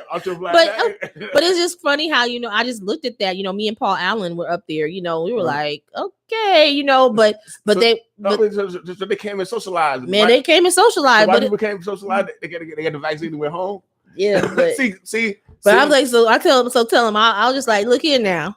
Y'all get on y'all little platforms and y'all want to talk all this stuff about North Omaha. But as soon as that vaccination was open and they said anybody could come, everybody came. So I'm gonna need y'all to keep that same energy when it comes to North Omaha. Yeah, And then literally they had to go through the line and they literally were asking people what zip code you lived in, because they really want to make sure they were focusing on, make sure that people that lived in this area. When I tell you, there was still a bunch of people in line that did not come from the certain zip codes of North Omaha. They were still in line, but then you had people that was coming from other cities. What? I promise you, yes. And so, but everybody ended up getting their shots though. But they did want to prioritize the people that lived in these communities to get those shots. But yeah, I was really shocked. North hot, baby, hot. They was hot, baby. They came to go get them vaccinations. But make sure that people, people have their different views, but if you feel that you feel that you want that vaccination, you definitely go and get it. I mean, I don't want to tell people that they should do it. I did it for my family. You do what's best for you, but we we still are in a critical stage. I've received my second shot. My mask will come on when I leave out of here. I do everybody still needs to continue washing their hands, social distance, and hopefully we'll be able to have some type. I don't think we'll be back full normalcy within this year, because even jobs are not even fully coming back until next year. They've already planned out to 2022. But we do need to still take precautions and be safe, because this pandemic is still real. It's not just because everybody got shots don't mean that everybody got shots, because remember, everybody didn't get it. So just know this pandemic is still real and you still need to be safe. All right. So take care of yourself. Yes. Omaha, the Bless, we are out of here. Boss with us. Thank you, William. That's problem. Too funny. He said.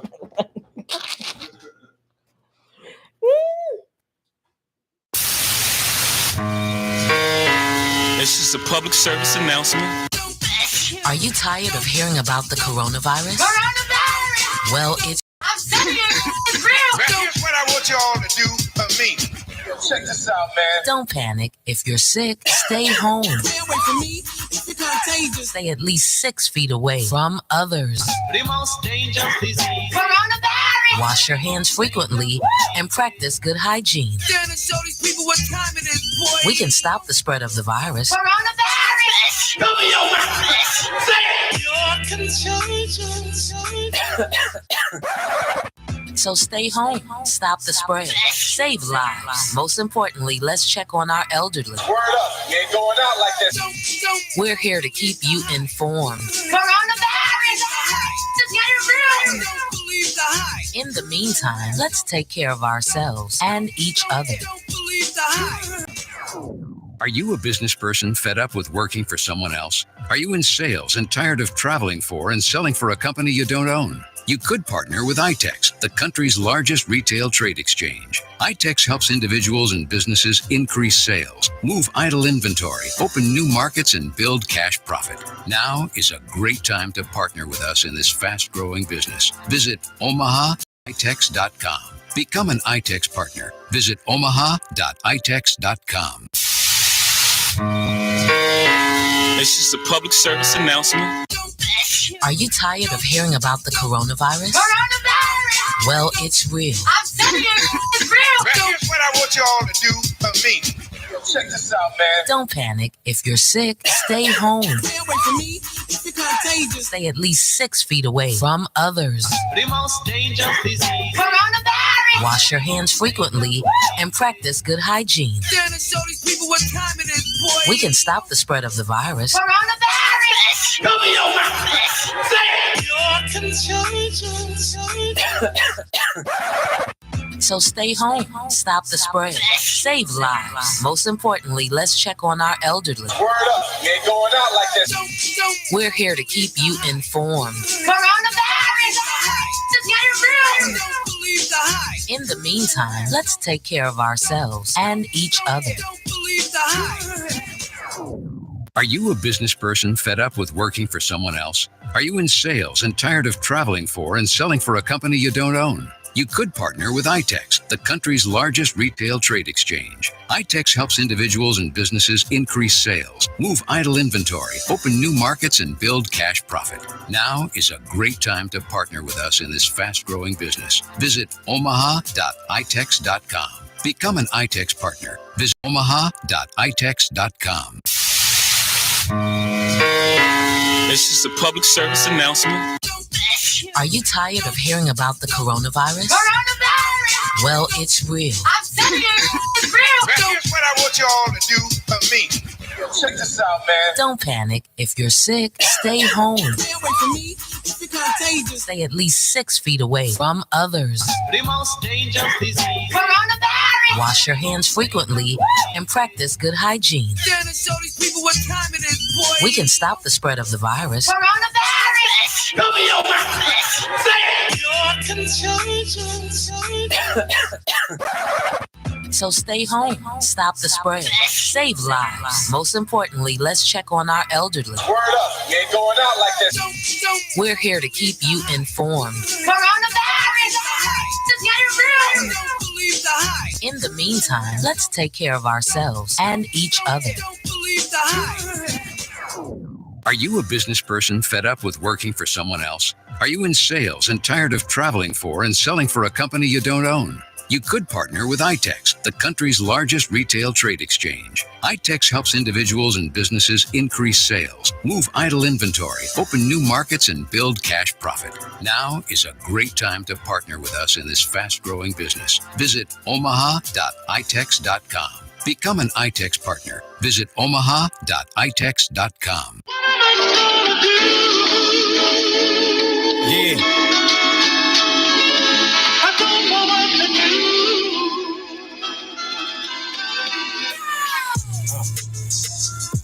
Yeah. Feels good to be back. Been through a lot, done a lot. This champagne talk. This for the bosses only. Yeah. My eyes on the prize, hands on the steering wheel. Reminiscing how that 5-star dinner feel. Moving so probation hit me like it's been a drill. I'm in the field, the general, ex-criminal. Pants on the coupon, so real the ex-snobby. Boy, the streets are like shit competitions, catching the body. Wrestle with them evils, wrestle with my evil. Fast lane, I'm just flying with iron like Don Cheadle. Yeah, mind full of chaos, looking up for God. The church broke my heart, now all I see is a facade. Growing up hard, no sister, no father, no brother, only child. Bottle anger for my mother. And though I love her, I ain't understand the struggle. Too busy being selfish, drug dealing, trying bubble. And now I wasn't